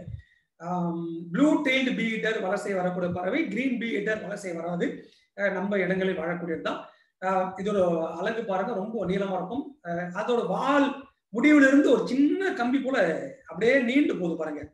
அதுதான் ரொம்ப ஈஸியா ஐடென்டிஃபை பண்ணும்போது. கிரீன் கலர்ல இருக்கிறது நம்ம ரொம்ப சாதாரண பறவைகள் இருந்து இது என்ன பறவைன்னு கண்டுபிடிச்சது. அதுக்கடுத்து கிரீன் பீ ஈட்டரா, ப்ளூ டெயில்டு பீ ஈட்டரா, அப்புறம் செட்னஸ் பீ ஈட்டரெல்லாம் கண்டுபிடிச்சிக்கலாம். ஆனா முதல்ல இது பீ ஈட்டர்னு ஈஸியா அதோட கிரீன் கலர் வச்சு நம்ம கண்டுபிடிச்சாங்க. எப்படி பச்சைக்கிளியை வந்து எந்த விதமான பிரச்சனையும் இல்லாம பார்த்தோன்னு இது பச்சைக்கிளின்னு சொல்லிடுமோ அந்த மாதிரி இந்த பறவை ஈஸியா நீங்க கண்டுபிடிச்சோம். இதை பிடிக்கும் தன்மையெல்லாம் பாத்தீங்கன்னா ரொம்ப பிரமிப்பா இருக்கும். இது ரெக்கை அடிச்சு அப்படியே வானில ஒரு வண்ண கோலமே விடும். இந்த சித்திரம் தேர்த்தங்கள்ன்ற ஒரு பறவை சரணாலயம் போகும்போது இதோட இறைப்பிடிக்கும் தன்மை ரொம்ப பிரமிப்பா இருந்தது. ஒரு கிளையில இருந்து வேக வேகமா பறக்கிறது, திருப்பி பறந்து வந்து அதே இடத்துல போய் உட்காருது, திருப்பி பறந்து வர்றது, திருப்பி அதே இடத்துல போகணும்னு சொல்லிட்டு ஒரு 1/2 மணி நேரம் இதோட செயல்பாடுகளை தொடர்ந்து பார்த்துட்டு இருந்தோம். அப்படியே ஒரு எப்படி நம்ம பட்டாசு கொளுத்தி மேல ஏத்தனா எப்படி பொறியா மேல இருந்து வருதோ அந்த மாதிரி ஒரு ரெக்கையை விரிச்சு செயல்படாது இந்த பீ ஈட்டர். எல்லா நீர்நிலைகளிலும் இதை பார்க்கக்கூடிய பறவை தான். இந்த பறவைகளோட இதை பார்க்கும் போது இதோட செயலும் நீங்க உன்னிப்பா கவனிங்க. இந்த பீ ஈட்டர்ஸோட செயலாம் கவனிச்சு பாருங்க, ரொம்ப நல்லா இருக்கும். ஏன்னா மற்ற பறவைகள்லாம் அந்த அளவுக்கு செயல் செய்யாது. பைடு கிங்ஃபிஷரோட செயலை கவனிச்சு பாருங்க. பைடு கிங்ஃபிஷ், பீ ஈட்டர், பெயிண்டட் ஸ்டாக் மீன் பிடிக்கும் போது அதோட தன்மையை பாருங்க, ரொம்ப பிரமிப்பா இருக்கும். அப்புறம் ஓப்பன் பில்ட் ஸ்டாக் நத்தை குத்தி நாரையோட செயல்படும், கவனிச்சு பாருங்க. நத்தை எவ்வளவு அழகா ஒரு சில பறவைகள் தான் நம்ம இந்த செயலாம் கவனிக்க முடியும். மற்ற பறவைகள்லாம் சாதாரணமாவே தன்னோட வாழ்க்கையை அமைச்சிருக்கும். இதுல கவனிச்சு பார்க்க வேண்டிய ஒரு பறவைகள் இந்த பீ ஈட்டரும் குறிச்சிருக்கு. அடுத்து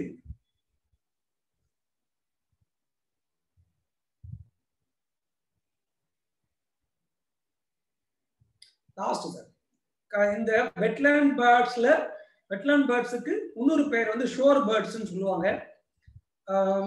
கடல் பறவைகளும் நீர்ப்புற பறவைகள் தான். ஆனால் அப்படி பெரும்பாலும் நம்ம கடற்கரை அருகில் தான் பார்க்க முடியும். இப்ப நம்ம சதுப்பு நிலத்திலயோ நம்மளுடைய வீட்டு பக்கத்துல இருக்கிற குளத்திலயோ ஏரியிலயோ கிணத்தருவிலோ அந்த பறவைகளை பார்க்க முடியாது. அது நீர்நிலை அருகில் தான் வாழக்கூடிய பறவை. ஆனா அது கடலில் இருக்கும் பகுதியில் தான் பார்க்கணும். கல்ஸ், டர்ன்ஸ் சதுப்பு நிலத்துல பார்க்கலாம். சில டர்ன்ஸ் நீங்க அங்கதான் பார்க்க முடியும், கடல் ஒட்டி தான் பார்க்க முடியும். கல்ஸ் எல்லாம் நீங்க வேற வழியே கிடையாது, கடல் ஒட்டி தான். கேளம்பாக்கத்துல நிறைய black headed gulls, brown headed gulls எல்லாம் நிறைய பார்க்கலாம். சமீபமா அந்த ராம்நாடு போயிருந்தும் போது கடற்கரை ஒட்டி நிறைய நூற்றுக்கணக்கான கேர்ள்ஸை உட்காந்து நாங்க ஒரு பாதி நாள் காலையில ஒரு 10 மணிக்கு போயிட்டோம். 10 மணில இருந்து 2 மணி வரைக்கும் கடற்கரை அந்த அலையை ஒட்டி கொஞ்சம் தூரத்துல போய் மண்ணில் உட்காந்துட்டோம். எங்களை விட்டுட்டு எங்க பக்கத்துல யாருமே கிடையாது, நாங்க மட்டும் தான் உட்காந்துட்டோம். எங்களுக்கு முன்னாடி ஒரு 500ல இருந்து 1000 கேர்ள்ஸ் இருந்தது. அதை மீன் பிடிக்கிறத பார்த்துருந்தோம். அது எப்படி உட்காந்துன்னு இருக்கு, எவ்வளவு நேரம் உட்காந்துட்டு இருக்கு, என்னெல்லாம் பண்ணதுன்னு சொல்லிட்டு முழுமையா ஒரு குறிப்பெடுத்து வச்சிருக்கோம். இந்த கேர்ள்ஸ் எல்லாம் நம்ம பார்க்கணும்னா கடற்கரை அது ஷோர் பேர்ட்ஸ் தான். இதெல்லாம் உள்ளடக்கியது தான் வெட்லாண்ட் பேர்ட்ஸ். அதனால வெட்லாண்ட் பேர்ட்ஸ் இந்த கடற்பறவை வருந்தாலும் அது தனியாவே பேசப்பட வேண்டிய ஒரு தலைப்பு, தனியாவே ஒரு செஷன்ஸ் வைக்கணும்.